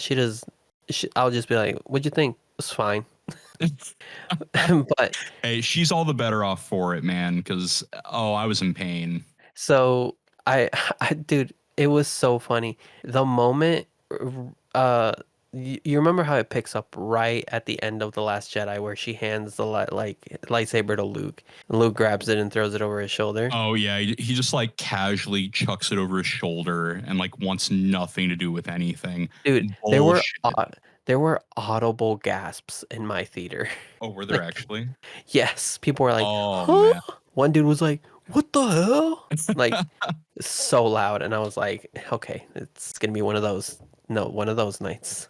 Okay. Yeah, man, I'm trying to think with my theater experience because I don't think anyone. Oh no, it was I think it was when because Leia does for like Mary Poppins shit, right, where she like uses the Force to like exit space and go to like the airlock or something. That was fucking awful. Dude, me and some other people, I couldn't control my laughter. I was like, what is happening, dude? It was so weird. Dude, okay, to finish this out, the Kevin Feige, the guy who spearheaded the most billion-dollar lucrative film franchise of the last 20th century, Mhm. his Star Wars movie was canceled. Oh, Okay. is that right? Hmm. And then DB David Benioff and DB Ah, Weiss, they got yeah. canceled. Their movie got canceled. You know what? Better for it. See, I remember when D&D, like it came out that they were going to be working on some type of Star Wars project. And it was around when or after Game of Thrones had concluded. Oh man, what a fantastic ending, I gotta say. Sarcasm for the listeners, but I remember them saying I think they were going to work on I think it was Knights of the Old Republic film or something like that. I'm trying to Yeah, remember. and they were like, "We're gonna bring our Game of Thrones flair to this show," and I think Uh, Disney was like, "No, no thanks. We saw your ending; it was bad, and the I masses are mad at you, so we can't work with you." I kind of hope that is like more or less the real reason because, man, people were saying it felt like they kind of gave up, and I kind of agree because you know, I've told you guys before, and I'm sure you and I, of course, agree on some things in terms of like the sense of time kind of just went out the window. It felt like people were teleporting across Westeros. Oh yeah, like we got seasons where people were getting from one place to another, and then by episode 8, season 8, episode 5, it's like, oh yeah, we brought all the Dothraki from Essos. Where to? Winterfell. How? And we just walked. Dude, I remember in that final fight with the Dothraki, and then the all the people up north, and they were fighting the White The Walkers and undead. everything. Yeah. Dude, I remember like the Dothraki. I mean, they were thrown away. Like Essentially. they get magic of fire on their weapons. They run into the darkness, which was fucking nonsense, and then they just vanish. It's like, okay, whatever. And then if you remember, when the what was it? The whatever fortress or whatever they were at, I can't recall, but when the White Walkers, you know, basically invaded their fortress wherever they were at, they kept cutting away multiple times when it looked like characters were going to get overwhelmed by the White Walkers and die. Yeah. And then they'd cut back and they're fucking fine. And they did this like, I think over 3 times. They would just like zoom in on a character we know. They look like they're about to die. They cut away, they cut back, they're okay. And it's like, why are we doing that? Besides like artificial suspense? By the They way, probably should have fucking died in these scenes. So. by the way, Sam living through that, really? Oh, dude, Okay. that's right. Yeah, Sam was there too, wasn't he? He was. Oh, you know, he got saved. We're not going to show you, but yeah, he just got saved. Do you Don't worry remember about he it. was basically swallowed by a swarm of walkers, and then he was like, "Oh no, sorry, John. I was kind of had a little bit of a trip up there." It's like, Man, good Sam. I'm glad you're here. You definitely have to help Winterfell. dude, you doing that John voice reminds me too of John's like limited dialogue in the last season, just like my queen, and I don't want it. Like you would just say those lines, my queen, I don't want it. I don't want it, and it's like he keeps doing that. It's like, brother, give this man some other lines. Yeah, it's like, for my queen. He's just so She's for fucking my queen. broken. That's my queen. It's so weird, man. I don't know. But He basically cuck is not the right word, but he basically just became like a fucking subservient little dog, I guess. yeah, he felt kind of like defeated or like hollow a little bit, because like any like ambition or whatever just kind of felt like it was drained out of him. Pretty He much. just like didn't want to be there, it felt like sometimes. So, okay, so moving on from that, have you ever watched Ninja Scroll? It's from 1993. It looks like there's gonna be they're gonna condense the show down to a movie. I don't know how Honestly, I've that'll go. people discussing like really old anime some time ago, and this Yeah. was one. And it seems like a very bizarre like story, man. It seems really weird if I'm thinking of the same thing. Yeah, it says right here, when Junbei saves a young ninja woman from the unthinkable, he assumes that's the end of it. To his surprise, it's only just the beginning. Together, the two investigate mysterious deaths of an entire village, which uncovers a conspiracy of demonic proportions. Getting closer to the truth, demonic forces will stop at nothing to silence Junbei and his companion for good. So This, let me ask you this: have you seen this? no, have you? Do you know Damn what it. this is? Damn it. Okay. I have some memories of it. I was just gonna ask for reference. If I remember right, I think the girl in the photo has like some type of condition to where like if anyone has like skin on skin contact with her, they get poisoned or something, if I recall. What? Yeah, I don't ask me, man. I don't know. I know there was this, out of context, right? There's like this old woman or an old guy, and they like cut off their finger, right? And the finger becomes sentient. It's like some Evil Dead shit, where the finger is just like moving on its own and like crawls up to, I think, the girl, and things happen. Oh, God. Yeah. Okay. Use your imagination. I think that's what happens, if I recall, because I watched that in the video and I'm like, what the fuck is happening, man? Like they're trying to bring like some Jesus like figure back or some shit, if I recall, and there's like the Earth Dragon. I don't know, man. It was weird. But in any case, so I was gonna say they're doing an anime film, so if you don't want to watch, it's kind of like, I guess, I'll watch it. Fate Unlimited Blade Works. If you don't want to watch all of the show, you can just watch the condensed movie. But it looks like this was what that might be. You know what? You've got me intrigued. It was already produced by Madhouse, but with your description of that, I think I might want to watch this now. Well, I'm glad I could convince you, man. It's and that's if I'm thinking of the same thing. Like the woman looks familiar, so at least the first half of what I told you is true. I don't know about like the Earth Dragon shit or whatever, but I do recall a finger getting cut and things happen. Well, I'll let you if Um, I watch this, I'll let you know. Please do, man. I'll watch it. If it's a film and it condenses stuff, I'll give it a go. I just never considered watching it myself because I was just looking at it like, man, is this good though? Like, you know what I mean? Yeah, it says it'll start streaming November 12th, so And it that's was graphic too. Like people were getting split in half and whatnot. I've heard 90s anime OVAs were crazy. You I don't know know, if you I think you're right on that. Yeah, randomly here and there, I'll hear people talk about super like old anime, and they just didn't give a fuck. I watched a Devilman Crybaby, but like the old one, where like some girl just like some little kid got like an arrow to his head, and then some lady got her like whole boob ripped off. I was like, Jesus Christ, that's graphic. Oh, dude, I can believe it. Have you watched the new one? No. Dude, okay. So, not a spoiler. I'll keep it vague. But there's a character who basically gets attacked by like a mob essentially.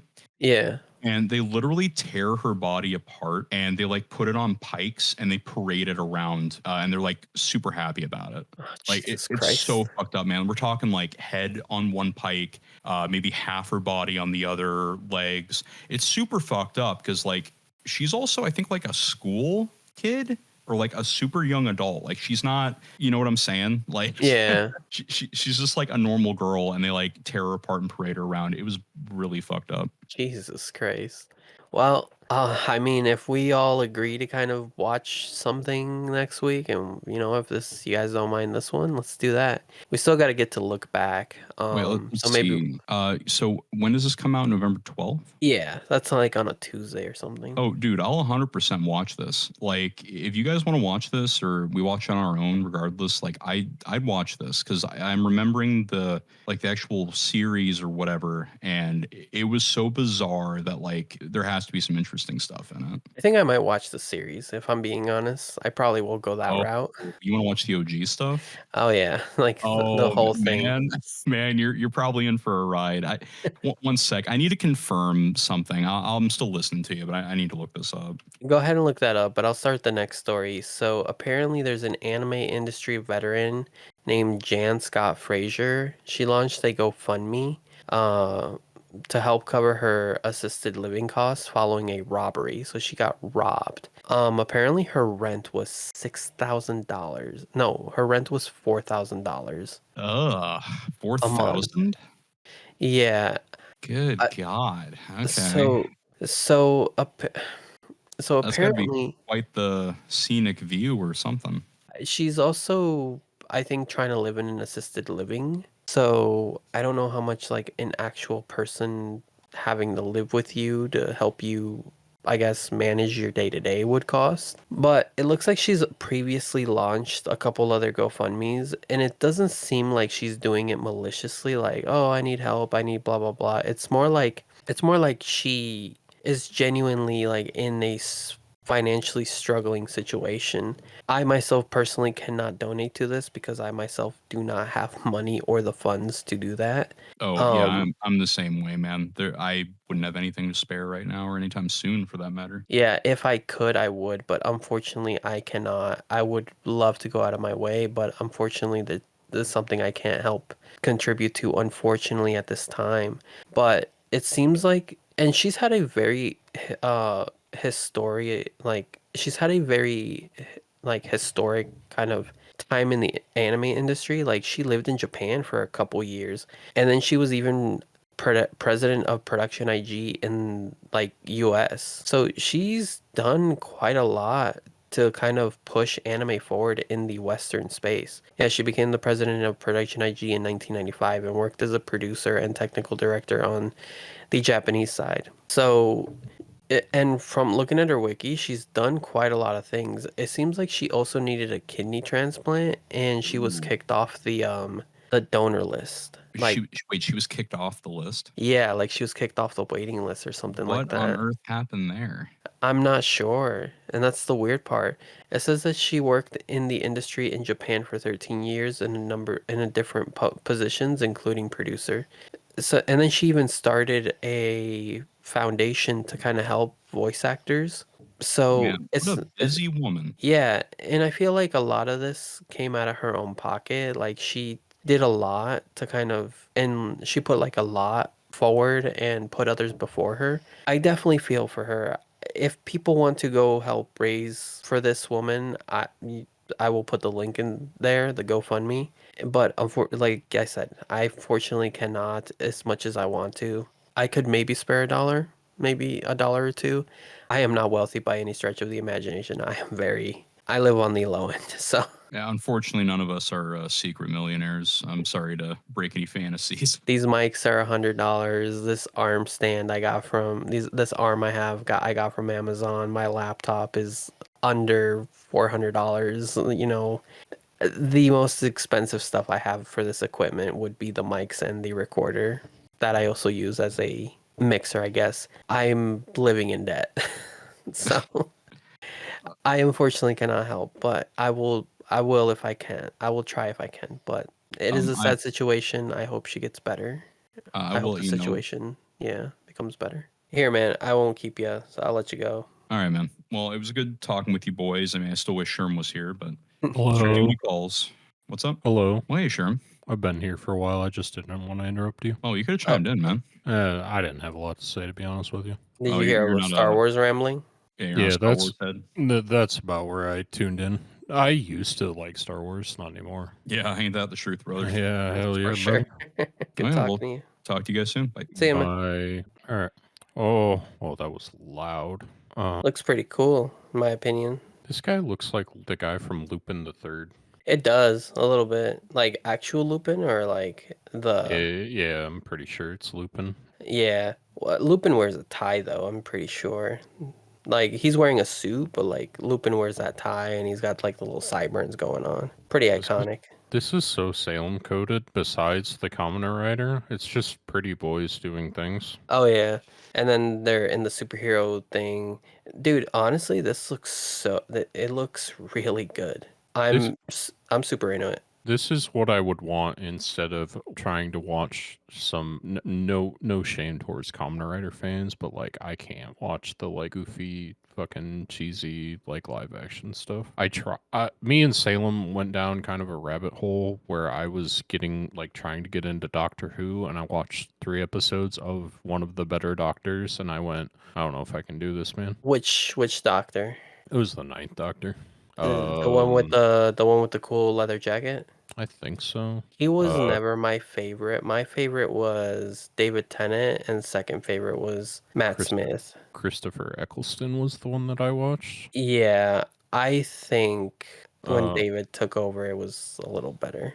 I like without any knowledge of like what happened in the later Doctors. I think I like the look of the 11th Doctor quite a bit. And then who was the other one you watched? You said Uh, Matt Smith, and what was the other one? Matt David. Smith and David Tennant. So David Tennant is the 10th one. Matt Smith is the 11th, and I think Peter Capaldi is the 12th. Yeah, David Tennant also looks good. The 12th is that the older guy? Yeah, Peter Capaldi. That one looks fine.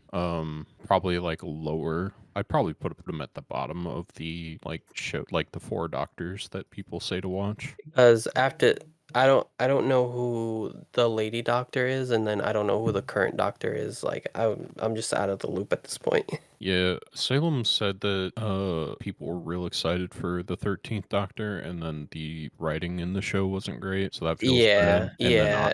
I have no idea on the 14th Doctor if anyone likes it. Apparently it was good. It just because the writer for the most of the Doctor Who after a certain point became the same writer as Sherlock, and they seem to have like this thing where like they could not fathom the Doctor being bad or evil. Same with Sherlock, so they always got him out of situations Wasn't where that he the would be the bad guy. Wasn't that the entire thing that most of the doctors aren't like the good guy? They're not evil, but like So they're apparently Gallifrey, which were all the I guess the doctors from, was essentially destroyed or something because of Doctor Who. yeah, Like it's his fault, but apparently like the guy who was writing it could not fathom the Doctor being the bad guy, so he's just like kept making him heroic or something like that, and people were I, like, you need a kind of. I always And think some of people were like, yeah. yeah, I wouldn't say evil, but I always kind of think of the Doctor as like chaotic neutral, where he's like he plays both sides to a certain extent, unless like there's gonna be like some horrific genocide or something like that. Oh yeah, no, that's what the Master's for, though. The Master is the evil version of the Doctor. He is basically just a genocidal maniac, I guess. Mm. But It all looks cool, and there's like good world building and storytelling there. It seems like, but man, watching like 3 episodes of the Ninth Doctor, I was just like, this is like too cheesy like daytime TV show, which I know it is, but like it was too much of that. I it feel 100% is. You either are in by the fifth episode, or you just will not have a good time. It's like maybe I got ruined by. Granted, I didn't watch a lot of like TV sci-fi, so to speak. No, like Star Trek's. But like most of the TV that I watch is like pretty high production values. Like they seem to get a lot out of the money they spend to do it. Whereas with Doctor Who, it's like I'd almost prefer there was less like goofy shit going on, as long as it was like well written and well directed. If that makes any sense. Like I wouldn't mind if like most of the stuff took place on Earth. If it just like I don't know, felt like of a higher production. Oh no, you're 100% right. It's a lot of it is Doctor Who, a lot of it is you're either okay with the cheesiness or you're not. Like you will Yeah. be a fan or not. Like you're either in or out. You don't go into Doctor Who going, "Oh, I wonder what this is." You go into Doctor Who like I like the premise, I like the concept. I really want to be a fan. I Right. think that's how Yeah. most people go in. That's how I Yeah. went in anyways. That's how I am. I wanna like it, but I can't look past like what it is at the end of the day. No, I feel you. So yeah, I mean, FUUTO PI, this anime film looks like it's gonna be super sick. It looks like it's gonna be well animated, so I'm actually excited for it when it comes out, and I hope we can watch it somewhere somehow. Uh, you can always find it, but who did the animation on this one? FUUTO PI anime film. Let me go ahead and try and figure that out. I mean, I'm not saying it looks like crazy, like a big studio did it, like Mappa or anything, but it looks good. Studio Kai? Oh yeah, Uh, that's right. I did see the Toei logo on there too. yep, Toei. So looks like it'll be good. Yep. Won't be terrible, hopefully. Can't be Um, that bad. Otherwise, it probably wouldn't get a movie. I wanted to. So here's a baby. She needs to be careful. She's jumping off. Here's one called "Go For It" Murakami. This is a boys' love thing.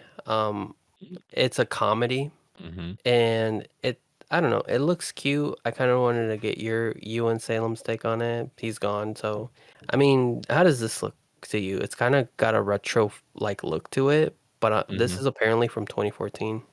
Does boys love do anything for you? I bet not. But No. But okay. so wait, why are we talking about this if it came out in 2014? I was just saying like this looks really neat and nice, and it also looks pretty funny because it's a comedy. I just kind of wanted to know like what do you think about this? Like do you think this looks kind of cool, or do you think like this is cool for somebody?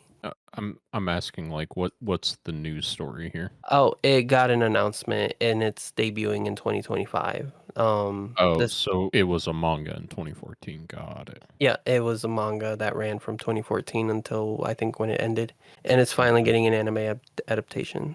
So Oh, okay. Yeah, I kind of dig the retro look, but BL's not going to do anything for me. Might do yeah, something for Salem, honestly. true. And that's what I was kind of like gonna see if he was like that kind of is up his alley. But I I guess don't, if we ever, these boys have too many round faces. There's not enough edge on these boys for Salem. oh, you think Go- so? Going out on a limb here. Okay.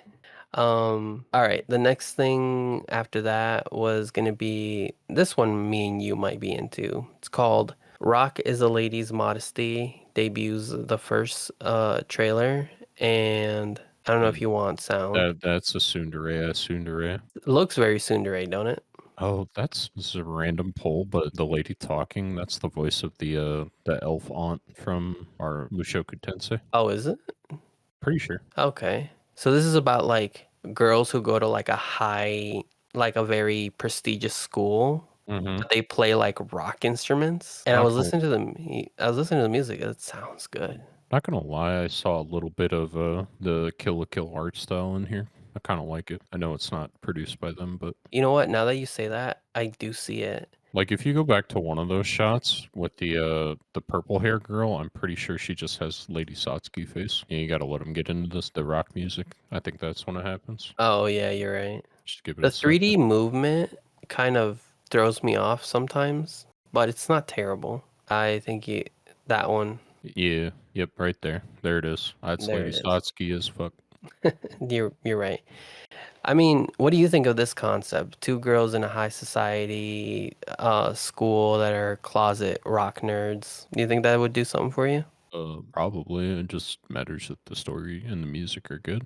I mean, with that little tidbit that we heard for the music, I hope that it's good. But no, I don't. Essentially, what it is like right here, the story follows Lilissa. That's close to my mom's name actually. A young girl who's forced to give up playing guitar when she's thrust into a rich family lifestyle after her mother remarries a real estate tycoon. She meets a skilled drummer in the new prestigious school, reignites her passion for rock, and they make a rock band. Like that sounds Actually, generic as fuck. if you scroll back up, just keep going. If you like showed me that image, the like key art there, I Yeah, would say, what is this panty and stocking rock band thing? These characters are so panty and stocking coded too, because these like you're. two. Yeah, you have the girl with the twin tails and the girl with the long purple hair that's also like got the pink underneath it. Oh yeah, you're right. Fucking crazy. And I mean, like I said, I hope this is good because it really caught my eye, and I'm just like, and that little tidbit of music that we heard, like, sounds pretty good. So I hope this is a good one. I hope this is one I can look out for. I think I'll probably keep my eye on this one. Let's. That there's a non-zero chance I watch that at some point. So here's one. Netflix adds the One Piece, Dragon Ball, and Toriko anime crossover. I've watched this before. Isn't that Gintama? Or is this a No. no? There's a different one. Okay, So I've seen this one. Like, you watched it? yeah, I have. I've seen this before, and apparently this was like One Piece's episode 589. Like this was 590. Mm-hmm. So like it's skipped on One Piece. So if you try to go to like Crunchyroll or anywhere else to look for this specific episode, it won't be there. And for this show, Toriko. Toriko, Yeah. yeah, it's apparently episode 99, maybe, I think, if I remember correctly. And apparently it's not there either, so Mm. if you try to watch it. So it's a special, and now it's officially being licensed by Netflix, and it's going to be added to the One Piece episode count. That's cool. Like I said, I'm like 99% sure there's also a Gintama crossover episode with One Piece and Dragon Ball? yeah, I think I remember Goku and Luffy at least. It might be Ichigo and Naruto in there too. Just look up well, don't do that because that's all Gintama does is parody like popular shonen. Just do crossover episode. Yeah, there you go. This might just show us like when they like did fucking parody shit. Okay, so I just finished episode 74. Rookie said with Gintama, we're gonna find this tour special. I might be making this all up in my head. I'm not sure. I technically love crossovers such as shows. There were a lot of Bleach, but no actual crossover would have led to see it. Mhm. I don't know. Do we have images or videos of it? Let's see. Did we talk last week about the reanimation of One Piece? Which one? I know we talked about it and I kind of brushed it off, but I saw a clip of like what they did. For Fishman Island? Yeah. Yeah, I brought up that they were gonna reanimate some of the stuff and I think revoice it also, because I'm not sure. So, like, for example, this is why I was super like lukewarm on it. I'm gonna put this in the text chat. Okay.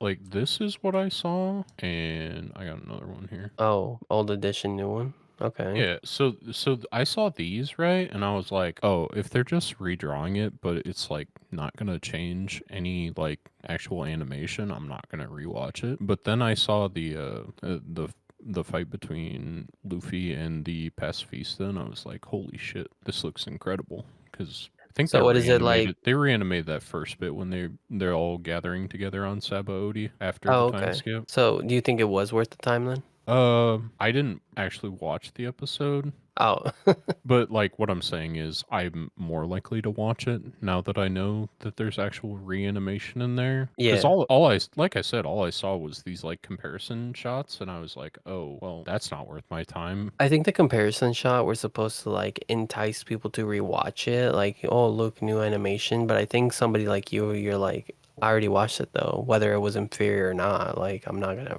rewatch it. I mean, that is true. Like, if they came out later, I mean, I'll probably check out. I don't know if I've said this before. I'll check out the Mappa animation when it comes out, or Studio Wit, not Mappa. Sorry. Like when Studio Wit animates like the first part of One Piece, I'll probably check out some scenes, but I'm not gonna sit there and rewatch the whole thing. That's just how my brain is coded. It won't let me like return to things that I enjoy and rewatch them. Like I said before, I know that it will. It's supposed to be like brand new, condensed, and all that. So I will be coming back to it, starting with episode 1 and seeing where we end up.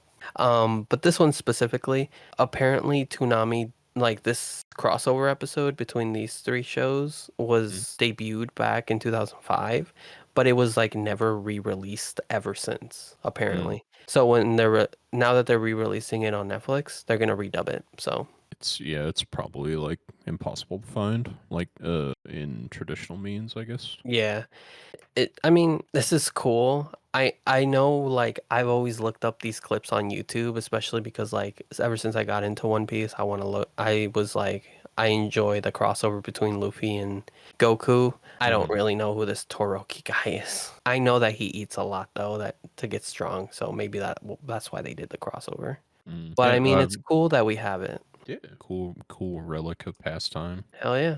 Um, Anything you got to say about that? Or anything you want to bring up regarding One Piece?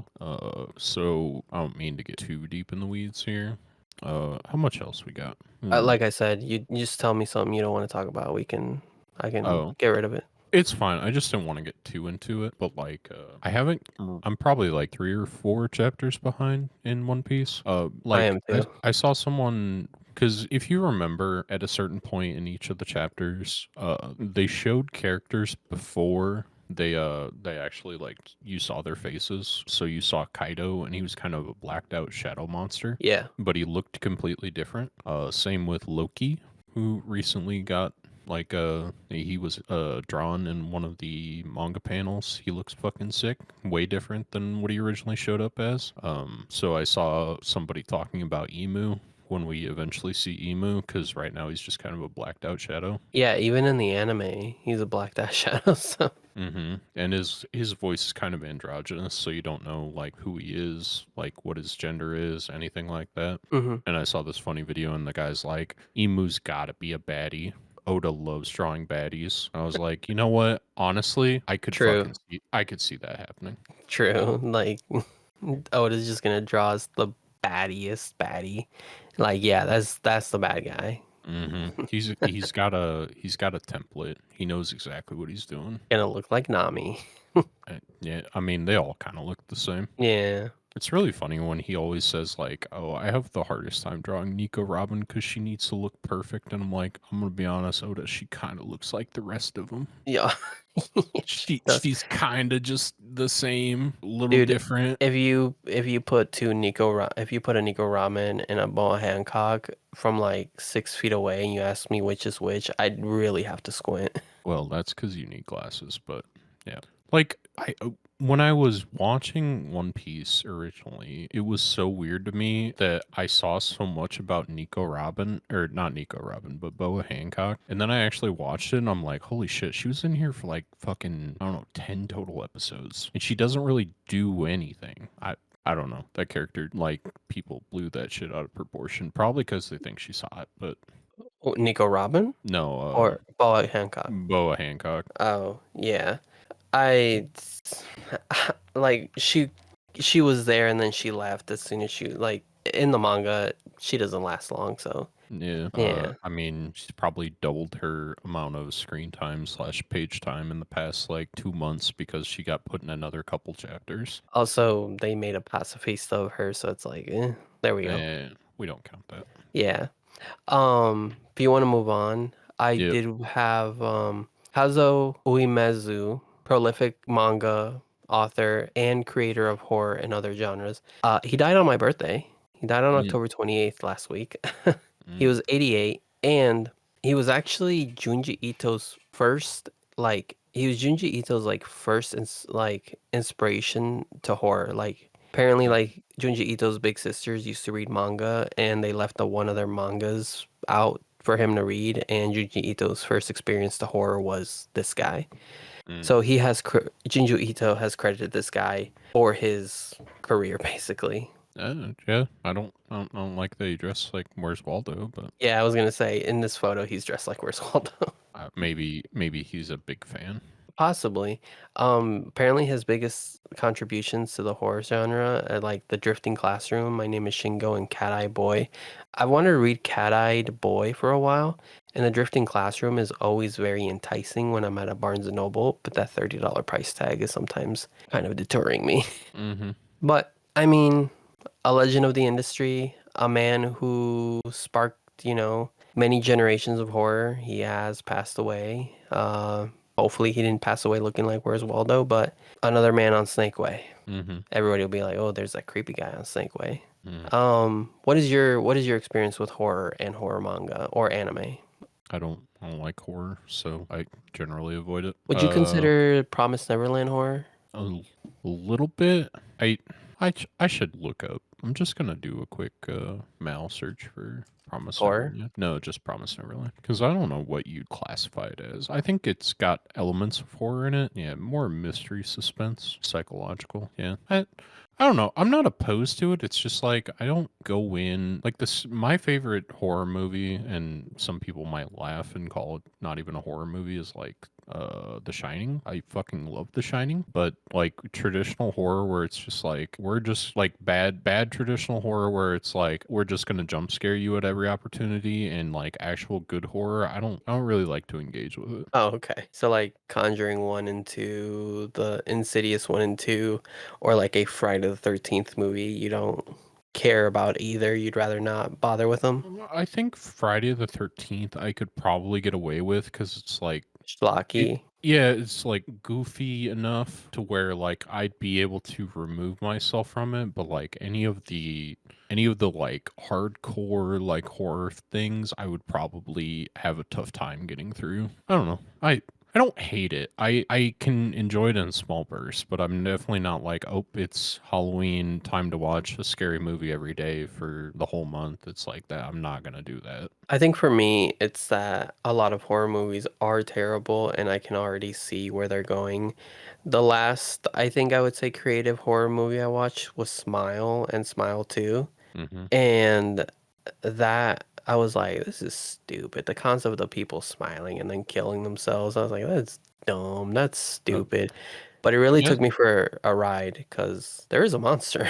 So, I guess another kind of like horror thing I've watched semi recently was like oh fuck, no, I can't remember the name. It's one of the Jordan Peele movies. It's the uh, Get Out, Us. Nope. Nope was it's kind of horror at some points. I'd say That the most horrific part about that was the monkey. you don't understand. The monkey was it's an allegory. It's all an allegory, Jose. I know. Because the one guy didn't respect animals and he died, but the other guy did respect animals and he lived. It's very makes a lot of sense. I was gonna say I don't know how well these old horror mangas hold up. So I think for this occasion, I might read The Drifting Classroom on Viz Media, but Mm. I don't know how well like 70s or 80s horror will hold up. But I Yeah, mean, hey, you never know. I have no idea. It kind like horror manga kind of like has me ask the same question that like music manga has me ask, where it's like I don't know how I'm gonna enjoy this because I'm missing an entire part of like the medium. Oh yeah, You yeah, know what I mean? Where it's just yep. like, oh yeah, it's music. I can tell you that the story's probably good as long as the music is good. No, I don't know. I don't know. Horror manga kind of feels like that to me, where it'd be a time and place kind of thing. True. Do you want to go over this one about Uh, Hideo Kojima and the Joker? I mean, we can go over Hideo Kojima because I have a hot take maybe. Okay.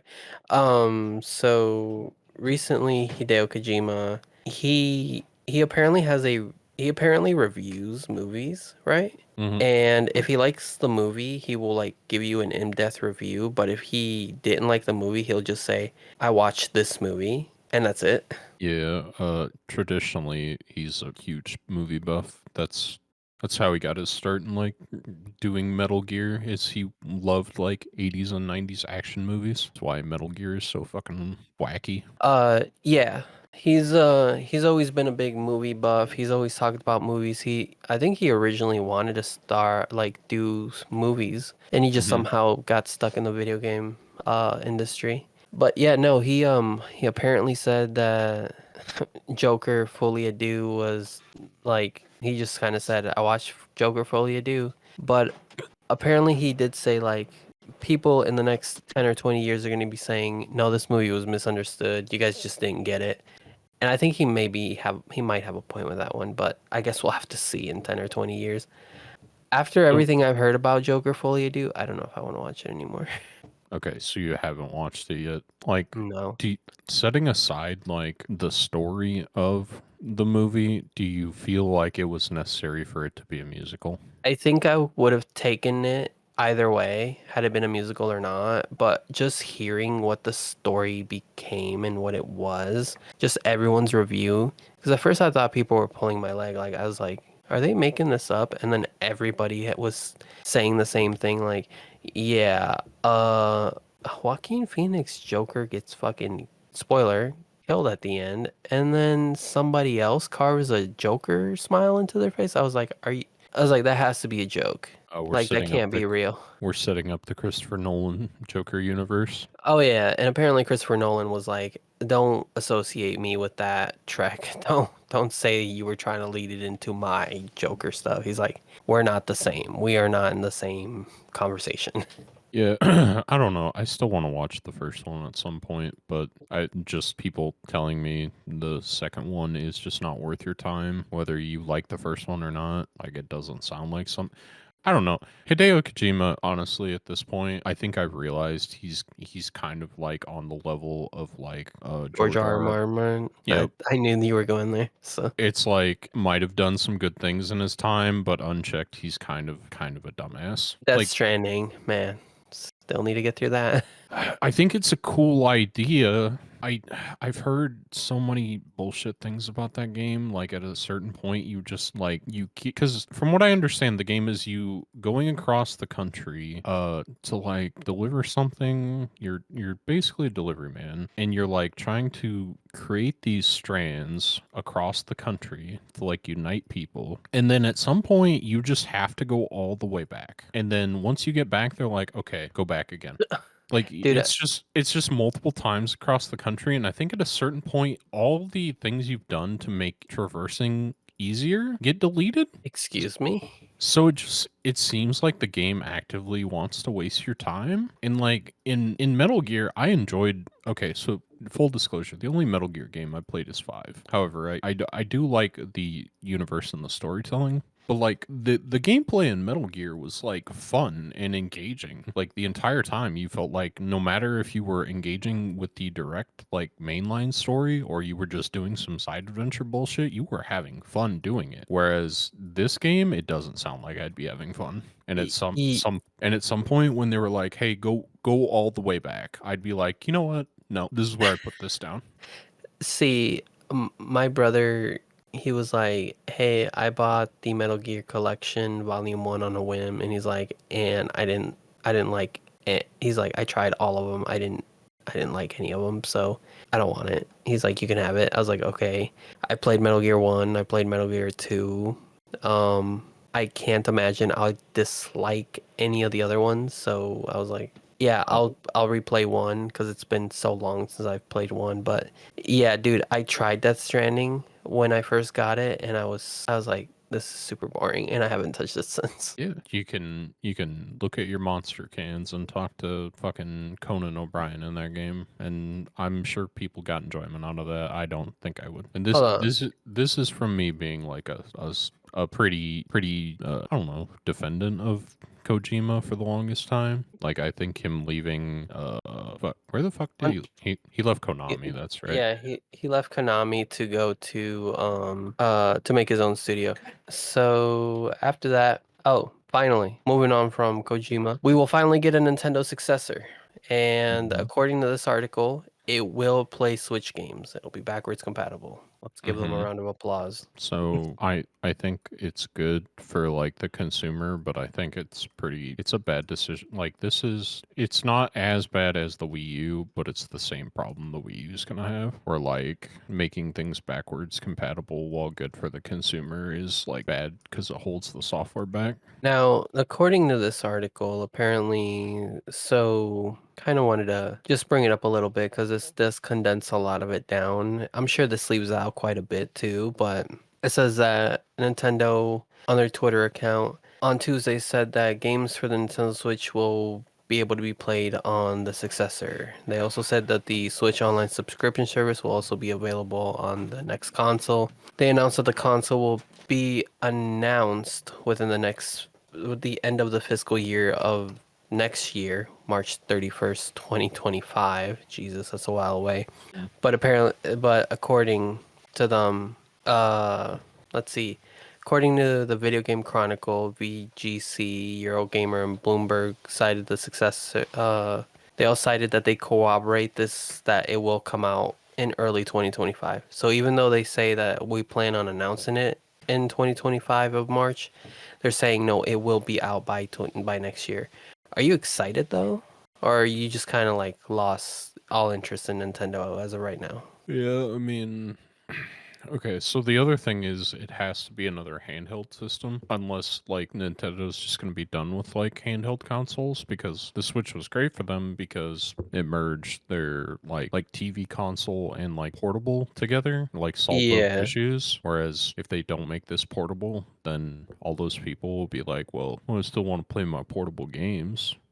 And I mean, maybe they'll just continue. Like, maybe the Switch will just become the portable console for the foreseeable future, and then like further down the road, they'll come out with like another portable console. I don't. It's weird. Plus, if they're gonna, well, I guess they haven't said that it's like the Switch 2, but if they like stick with the Switch branding, I feel like it's definitely like portable and able to be hooked up to a TV. I don't know. I feel like it probably will be another handheld hybrid just because the Switch did so many numbers. It's only behind I think the DS and the PlayStation 2 in terms of like overall lifetime sales. So there's really like, and it says right here in a survey which surveyed more than 3,000 game developers about their work and about the industry, 8% of the developers stating that they're developing for the Switch. I'm sure that has to be the bigger companies. 32 said the successor is the platform they're most interested right now. So, I mean, the Switch was already not a hard console to develop for, from what I understand, like game wise. And then you see a lot of the shovelware that was on that store. Not a lot Yeah. of good stuff. I mean, the only one that I don't know about is like the Xbox store, but I think that like the shovelware has made it to every console at this point. Yeah, it definitely has. I Um, I assume the Xbox is just as bad too. yeah, I know they try to say, oh, we cater to the like hardcore gamers, to the real gamers, but their store lets a lot of jank on there too. So, I mean, all of them do. I think what Steam is probably the worst one. I With mean, like games like push the red button, that's all you do. so I'll say like Steam's probably the easiest to get on, but like Steam's like discoverability tools I think are the best. out of all three. I don't know, like how it is finding stuff on the PlayStation Store and the Xbox Store. I'm sure it's probably fine. I've been on the Switch Store before, and it seems serviceable. It's just I don't know. Actually, Really? I'll tell you the worst store, the worst digital online store out of all consoles.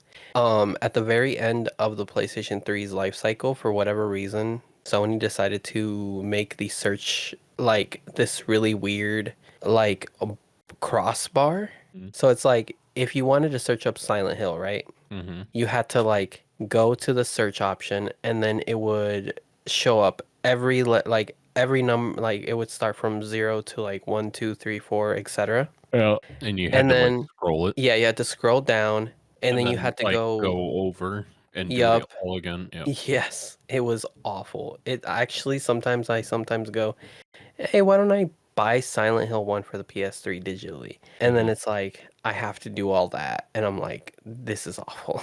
This sucks. I also don't know what the other stores have. Like Steam, Steam allows you to like go to games that have been announced but haven't like had a release date set and like wishlist them, stuff like that. So I believe you get emailed if a game on your wish list like either like releases or like gets put on Goes in a sale. beta or oh, okay. Yeah, probably early access too, I imagine. Okay. I mean, that's cool because, like, yeah, no, PlayStation doesn't do any of that. All they do is spotlight the AAA games. That's pretty much it. Every now and then they'll spotlight a indie game, but that's sometimes it's like one they already have an interest in, or they probably put money behind, and it's disguised as an indie game. Yeah.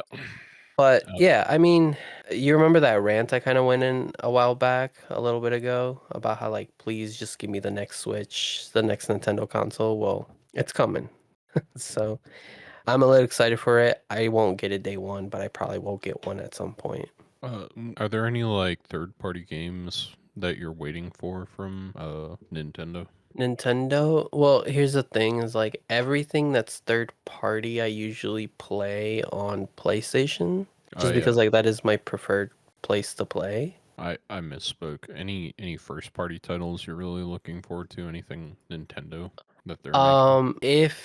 If this game can play like Tears of the Kingdom, I guess at a better frame rate and a better, because you know like drops apparently like it was Tears of the Kingdom is like notoriously like the frames will drop, the graphics will be pretty ass. Mm-hmm. I think just anything that can, if this console can upscale my games, then any first party Nintendo game I think I will probably want to play.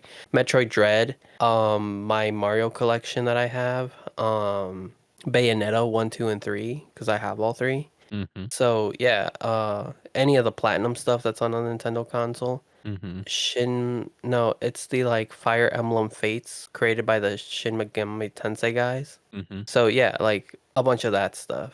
Right. I'm wanting to play Fire Emblem probably. Is there anything like that you're waiting for from Nintendo? As of right now, no. Pretty much just I'm not even a big Smash guy. So I it's usually a game to game basis. I honestly wonder if they're gonna make another Smash Bros. Sequel. The guy Harukai. I don't. Yeah. So I think his name is like yeah something like that. I'm surprised he even did this one. He keeps talking about like, oh no, I'm gonna stop. I'm gonna stop after a certain point, and he Yeah. always makes a new one. So Yeah, I kind of felt like this one was their last like hurrah. So, but I could be wrong. Oh, Sakurai is his name. Sakurai, yep, Sakurai. Yeah, You're right. I wanted to say Sakura, but I was like, that's not right. yeah. So Um, it seemed like he was ready to be done like after the last one. But I mean, maybe they'll wheel a dump truck full of money up to his house and he'll say yes again. Who knows? yeah, maybe. The thing is though, it seems like we haven't learned, and they want to. It looks like this next console will be supplied with LCD panels. You know, we could have gone with OLED, but I guess OLEDs must be Um, expensive. well, it's kind of weird because that Switch revision had an OLED screen in it. It's weird that you wouldn't just start there, but Exactly, that's what I was saying. We just okay, we'll go back to LCD screens. Like, come on, dog. I don't know. It's tough for Nintendo to like find its place because like they want to still be the handheld console, but like that restricts them so far. Like I don't know. It's just weird. Like it feels like they'll need to make a decision after this console coming up, like what they want to do because I don't know. Maybe it's just that AAA like game development is like gonna decrease over time and just like stop existing overall. Maybe you'll get like one game from a company every couple years, but like I just don't see it being worth it for Sony and Microsoft and Nintendo anymore. No, true. Because What was it? what was the last first party game that you were super excited from any of these companies? For PlayStation specifically Mm-hmm. was God of War Ragnarok. And I think it started off amazing, but the end was not. Because God of War has always been known for its bombastic boss fights. Mm-hmm. That final one was pretty nothing. Yeah. Like I get to fight Odin, but it's like his boss fight was not great. Cause like in all the old God of Wars, you like the third one you fight Zeus, and the second one you fight like basically the Sisters of Fate in this elaborate kind of way. In the first one you fight Ares as when you turn huge, but like even before that all the bosses were like interesting, well thought out and well planned out. So by the time we got to like God of War Ragnarok and I'm just fighting Odin in what feels like dodge, hit him, hit him, dodge, uh back up again because he's gonna power up and do a new gimmick. I was like, is this really where we're at now? Yeah. That's how I remember it anyways. But because like the last God of War, the reboot 2018 one, Mm-hmm. we end with like Freya controlling a giant and using that, like we're trying to fight Balder, but Freya's also trying to protect Balder. So we're Yep. basically fighting on two fronts because Balder does not care if he kills Freya or not. He's just trying to kill Atreus and Kratos, and it was like very intricate. It was super bombastic and a lot of fun. So Yeah. when I played Ragnarok, I was kind of lukewarm on it.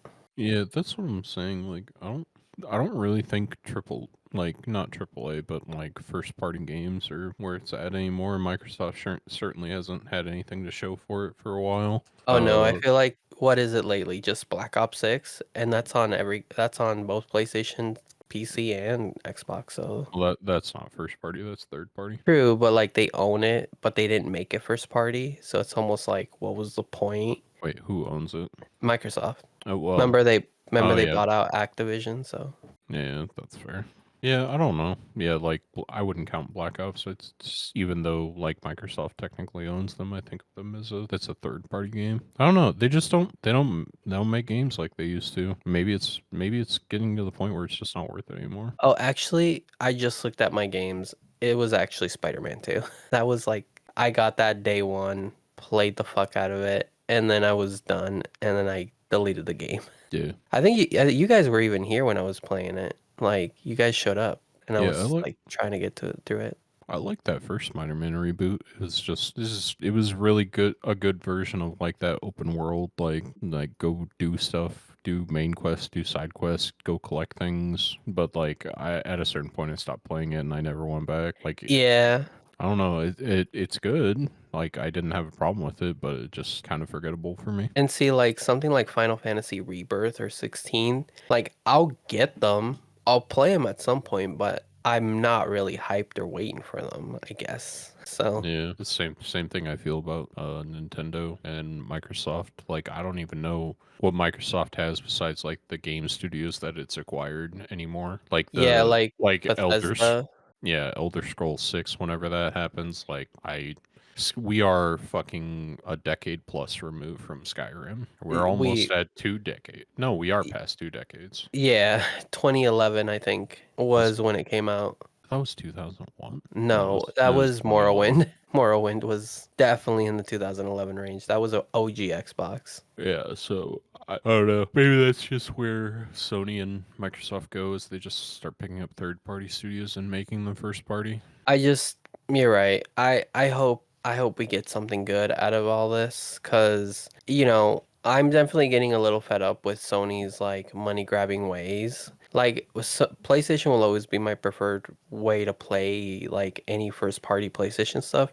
But as of recently, I've been getting kind of a little tired, sick and tired of like the way they're doing things, especially when it comes to like censorship, and then obviously the PlayStation Pro debacle, no stand, no nothing. Like you guys included a stand in your first edition, in your first variant, and now you're saying, ah, fuck all that, we're going back on that. Mhm. So weird. So weird.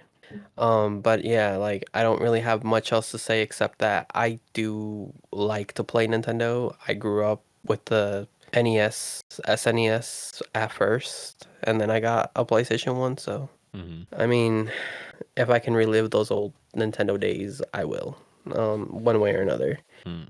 Um, if you want to move on from that, we can go ahead. Have you seen basically what the Palworld developers Pocket Pair have said that Nintendo's three main points in the lawsuits have been? The balls is number one, I bet. So it says the first target is the aiming an object towards a character. In other words, it refers to aiming a Pokeball at a Pokemon to initiate combat. Yeah, but these are pal balls, and we're aiming at pals, so it's not really the same. I don't get it. It says the second pattern involves catching a character, specifically creature, in a field setting. Excuse me? You could do that. I'm pretty sure you can do that in any of the Shin Megami Tensei games. I'm pretty sure you can do that in Digimon games. No, but it's specifically in a field setting. Field very important. Like the only Oh, one the that Digi World.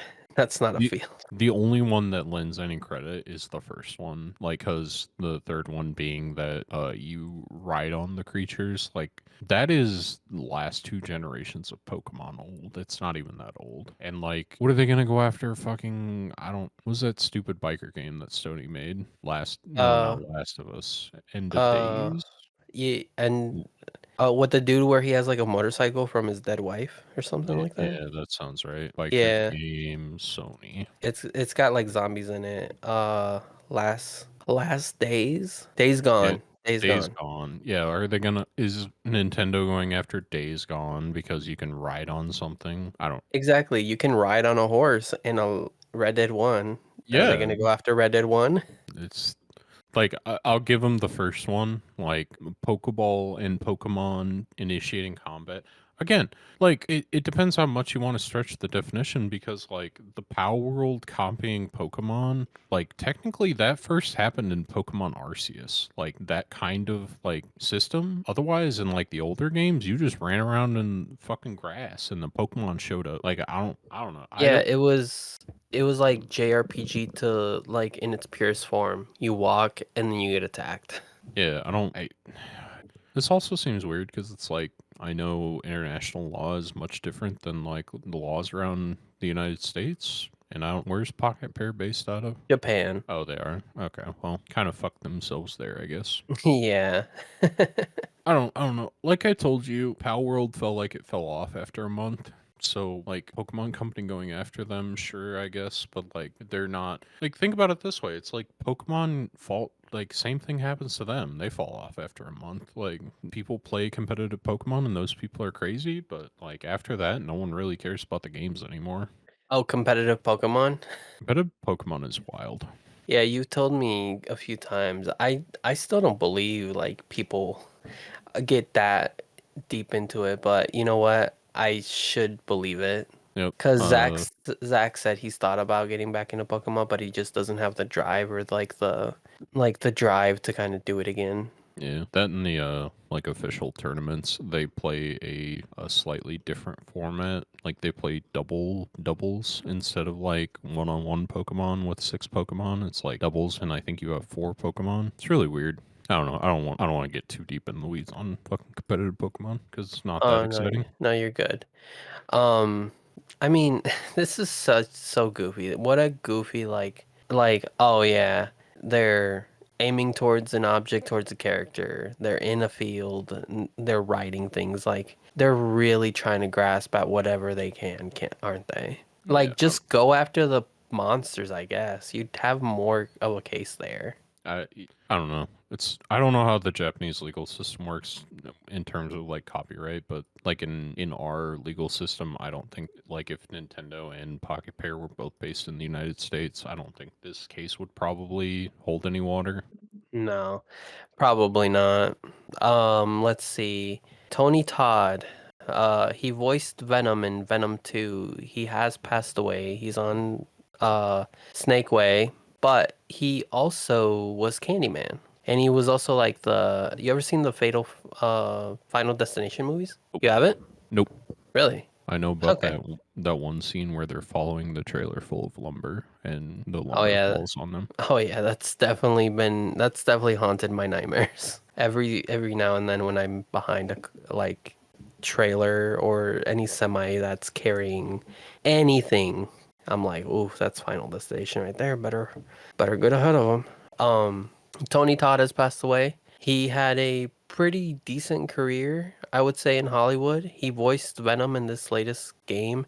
Insomniac even put out this tweet. They said Mm-hmm. Insomniac Games is heartbroken by the passing of our friend Tony Todd. He brought so much joy to our studio during the production of Marvel Spider-Man 2 and many fans around the world in his imitatable voice and presence. We are Venom forever. So, legend of the industry passed away.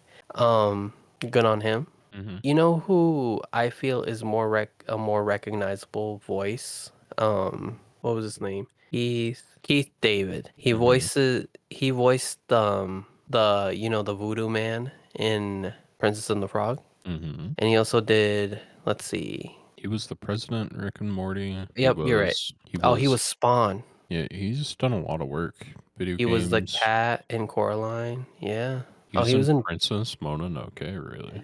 It must have been the dub. I watched the sub. This man is the Nicolas Cage. He'll do anything. And he's good in all of it. I mean, he's like the better version of like The Rock or the short black comedian that I always forget his name, Kevin Hart. Kevin Hart, yeah. Like he plays the same character, but I enjoy watching him play the same character. I don't really like Kevin Hart or The Rock. I used to like Kevin Hart, but then he became too big for his britches, and then he became pretty unlikable. Oh, look, he was in a Steven Seagal movie. I heard Steven Seagal is like the worst person to do anything with. Probably. I heard he sucks. So yeah, R.I.P. to Tony Todd. I enjoyed Venom 2. I mean, I enjoyed Spider-Man in Venom. I enjoyed Venom and Spider-Man 2. Uh-huh. Let's see. Oh yeah, here's a more upbeat thing, right? Fortnite announces music-inspired OG Chapter 2 remix season and spots like Eminem and Snoop Dogg. Does this look like Eminem and Snoop Dogg to you? I mean, Snoop Dogg, yeah. No, but does that does not look like Eminem? It looks like we wanted to make Eminem in our video game, but couldn't afford the rights to Eminem's face, so we made Eminem like good value brand Eminem. Eminem Light. Who the fuck is on the right? That is Ice Spice. All right, really just some heavy hitters here. Oh yeah, you get classic of the West Coast. You get Marshall Mathers himself, Slim Shady, and then just fucking Ice Spice. Okay. Ice Spice also doing anything and everything. What is this quote? I just wanted the whole feel of my world being brought into Fortnite. I doubt he knows what Fortnite is. You remember that time he was streaming and he left his stream on? Yeah. That's classic. Dude was tired of streaming. He didn't want to stream no more. Like I think he rage quit too, right? And he forgot to turn off the stream. And he like walked away for hours and everybody was in his stream like, y'all see this? What's good? Probably. So apparently this was revealed this week, and then week 2 is gonna have Eminem, and then week 3 is gonna have Ice Spice's Y2K New York inspired Shark Island. How the fuck does Ice Spice go last in these three? Well, honestly, Ice Spice is the worst one out of all these picks because week 4 has Juice World, who passed away in 2021 of a drug-related overdose, but he was only 21, but his music has been highly lauded. Wait, you don't like Juice World? No, I like Juice World. I think he's good, but I'm just saying, like, we go from Snoop, M, and then we immediately just hit the the worst stopgap with Ice Spice, and then we ended off on a high note with Juice World. Spicy But lady. she's the one that remember when you sent me that cup song? I am the cup. He's the drink. I am the drink. He is the cup. Yeah, the banger. The beat comes from her song. You think you the shit, you not even a fart. Like those are real lyrics she's saying. Ooh. Yeah, she's not very good. By the way, her like Spotify streams fell like 86% or something. She went from having like a couple million, like I think it was like Ice Spice was raking in 100 million Spotify listeners a month, and now she's doing like 13 million. Like that is not good numbers. Nope. I don't play Fortnite. I know plenty of people that do. I know plenty of people that hop on that Fortnite trend every now and then. But you know what? Good on them. I hope they get the Snoop collab. Oh, by the way, did you know Snoop was in Call of Duty? And so was Yeah. Nicki Minaj? Yeah, I remember the day the Snoop Dogg announcer pack dropped in like Modern Warfare. No, one of the Black Ops. Oh, dude, was it? I feel like it was Infinite Warfare, the one It- everybody hated. It might have been. I just remember when that happened. I went, oh well, guess they're doing that now. He's probably been in more since then. Fuck. Okay. How much do you know the last Call of Duty game? I don't. Modern Warfare 3? Sure, I don't know the names of any of these anymore. Do you know who Rhea Ripley is? Rhea Ripley? Yeah. R-E-R-H. No, just get rid Fuck, of it. I'm pressing the wrong button. R-H-E-A. That should get you there. Yeah, that one. Australian professional. Oh, yeah. Oh We've yeah. seen we've seen her Mommy's before. always on top. Anyway, she was in fucking Call of Duty. It was like a playable skin, I guess, and she had you did her finisher. Her finisher's pretty good. It's called the Riptide. No, please. Yeah, let's see it. All right, here we go. So Is that it's a- whoa, excuse me, hold on. Before we see her finisher. Is that Cheech and or Chong? Like right. Yeah. Yeah, that definitely appeared. Nope, Chong's down there. Or Cheech is down there too. Is that To the left. Paul Atreides underneath him? Wait, go to the left. Keep going. There he is. There's the other one. Oh yeah. Oh my god. What I'm- is Call of Duty becoming? It's becoming Fortnite. Also, who's the black lady to the right of that one? Is that Michonne from The Yeah, that Walking looks like Dead? Michonne from The Walking Dead. Yes. Is that the black guy from fucking Captain America to the right? Wait, this Is- one? That's not fucking. No, that's A Train from The Boys. Oh, okay. See, because this is the Nazi from The Boys, the Nazi girl, Yeah. and then this is the Austin Butler, fucking bald guy. Well, What the fuck? I'm What the fuck assuming is long this? hair pretty boy is also from The Boys then. This one? Yeah. No, that's Paul. That's Paul Atreides. Are you sure? I'm sure. I swear, that's him. All right, let's see these Rhea Ripley animations. Let's go. Is she gonna do the stomp? Everyone likes the stomp. Dude, you know, for how much I bag on Call of Duty, this game, Yeah, she did the stomp. All right. this looks pretty good. Her hair is not good, but other than that, I think they did a great job. Her hair, she never wears a fucking like ponytail. Like that. Ponytail? Yeah. Oh, It's usually I'm sure they their had to. Yeah. It's the same problem they have with all the WWE games with like Triple H's hair because he has that like wiry wet hair. and Yeah. it always looks awful. Hell yeah. The Eradicator.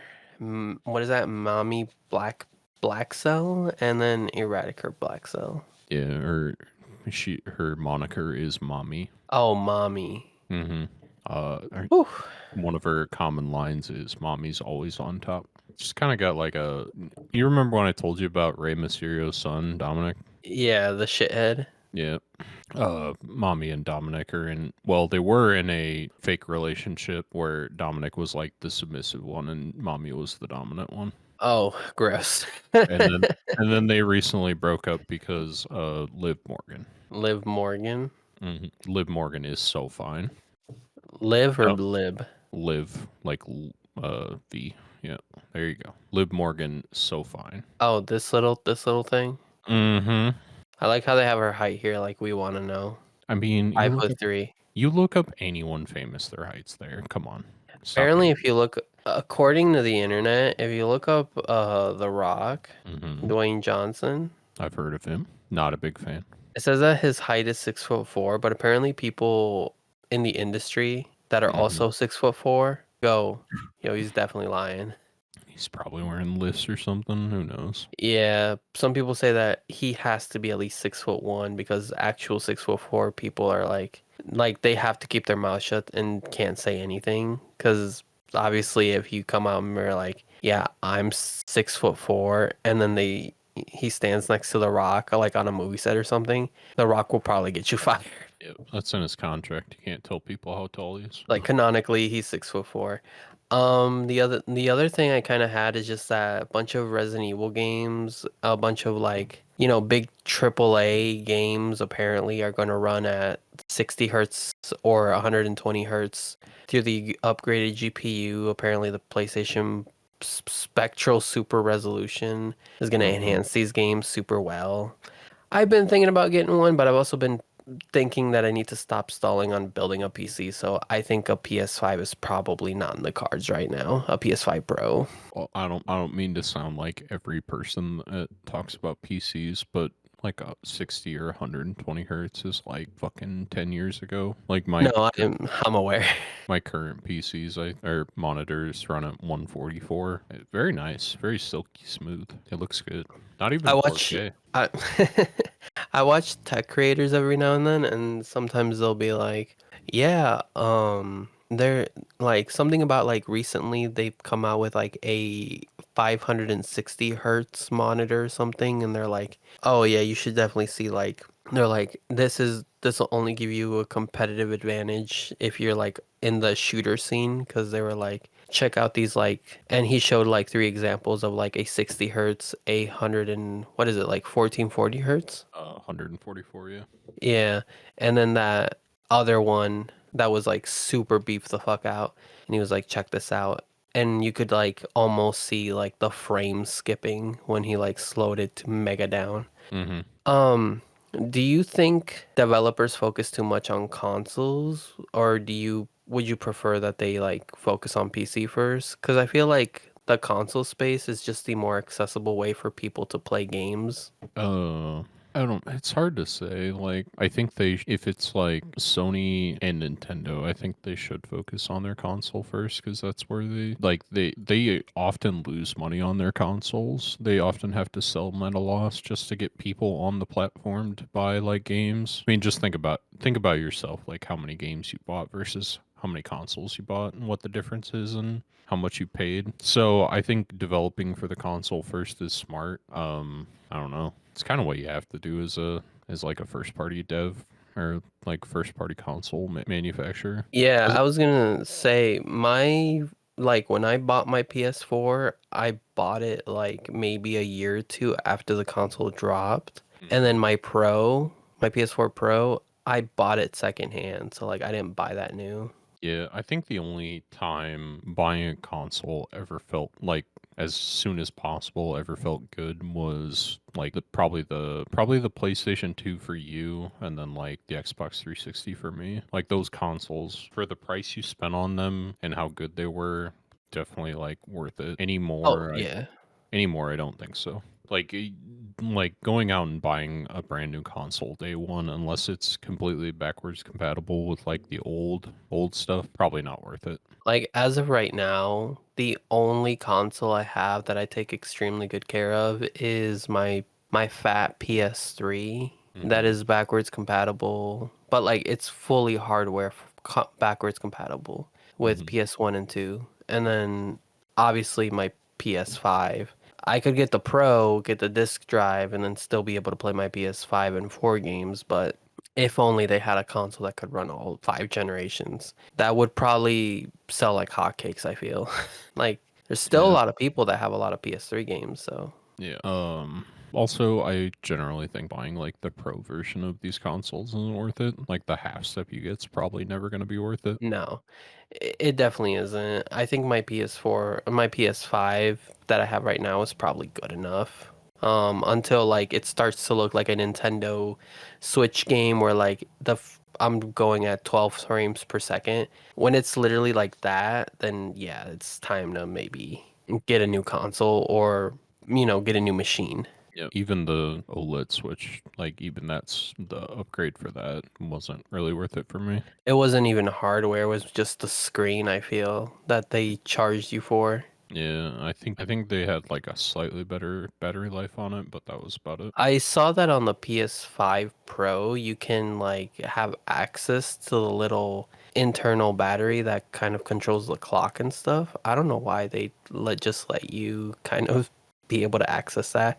I feel like there's a lot of people that are gonna do dumb shit with that. Yeah, But hey, I don't know. I'm not Sony. Yeah. But yeah, you're right. I definitely want to build a PC. I want to be able to edit more videos faster. I think I told you guys, dude, our last video, it took me literally like 30 hours plus to render. Mhm. So I need to start building a PC that can render videos, make videos, and play some games every now and then. So like I said, a PS5 Pro is probably going to be on the back burner, and I'll probably buy it used. Definitely not new. Yeah. Let's see here. I think one more game. No, one more news story. It was just a Chinese game developer, Wanda Cinema Games. They reveal a Eternal War mobile game. I think this was going to be more of a Salem thing. Be like, check it out, another mobile game for you. And it's Transformers this time. Hopefully I can buy Gacha in this mobile game. You might be able to. You never know. I can't wait to unlock my SSR fucking Megatron. Your Megatronus. No, Megatronius. you get your SSR D16. Yep. Then you gotta upgrade them. You gotta buy enough D16s, and then you can get a Megatron. And then if you upgrade that, you get the little arm cannon that he gets. So he'll like take out the other spark and he'll put like the Megatronus spark in. Like that's how you know you'll get a rare SSR. You joke, but like, fucking, that's how all these fucking gotcha games operate. It's like, all right, number goes slightly up, and you get different skin on it. Oh no, no, I know. It's And congratulations for spending thousands of dollars on this one PNG. Are you happy? Like, I get it. I bought skins in video games. Like, I'm not poo-pooing anyone that's done the same, but like also I realize the absurdity of it. 100%. So like, oh god.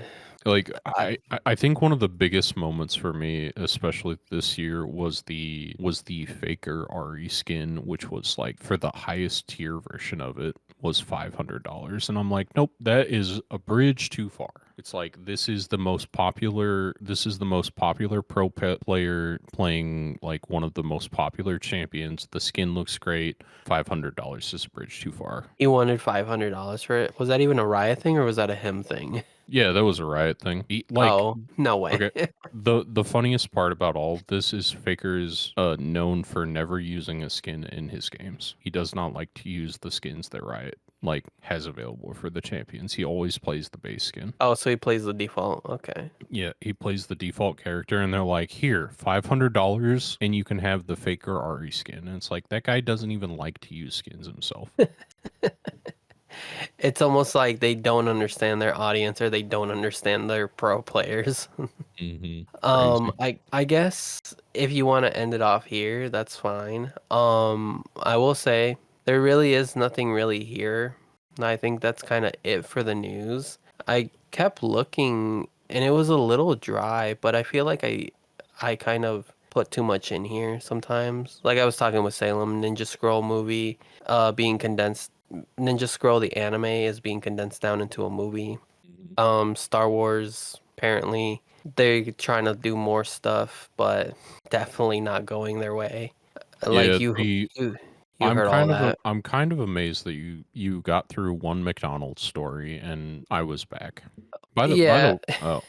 All right. Well, this has been a weird one. A weird Denu Otakus. We did our review up top. You dipped out for a minute. Then Salem dipped out. Yep. And then we just kind of bullshitted. Yep. I've been naming our videos like anime bullshit because that's really all we've been doing. But that's not the name of the show. Sisano's Denu Otakus. You can't see it, but I got 2 finger guns right now. Pew pew. Sherm, Flow Nominal. Can you please tell the people to like and subscribe? Please like, follow, ring the little bell icon on the video. I appreciate you. I'm gonna clip that. Good. And yeah, I mean, everybody, have a nice day. See ya. Goodbye.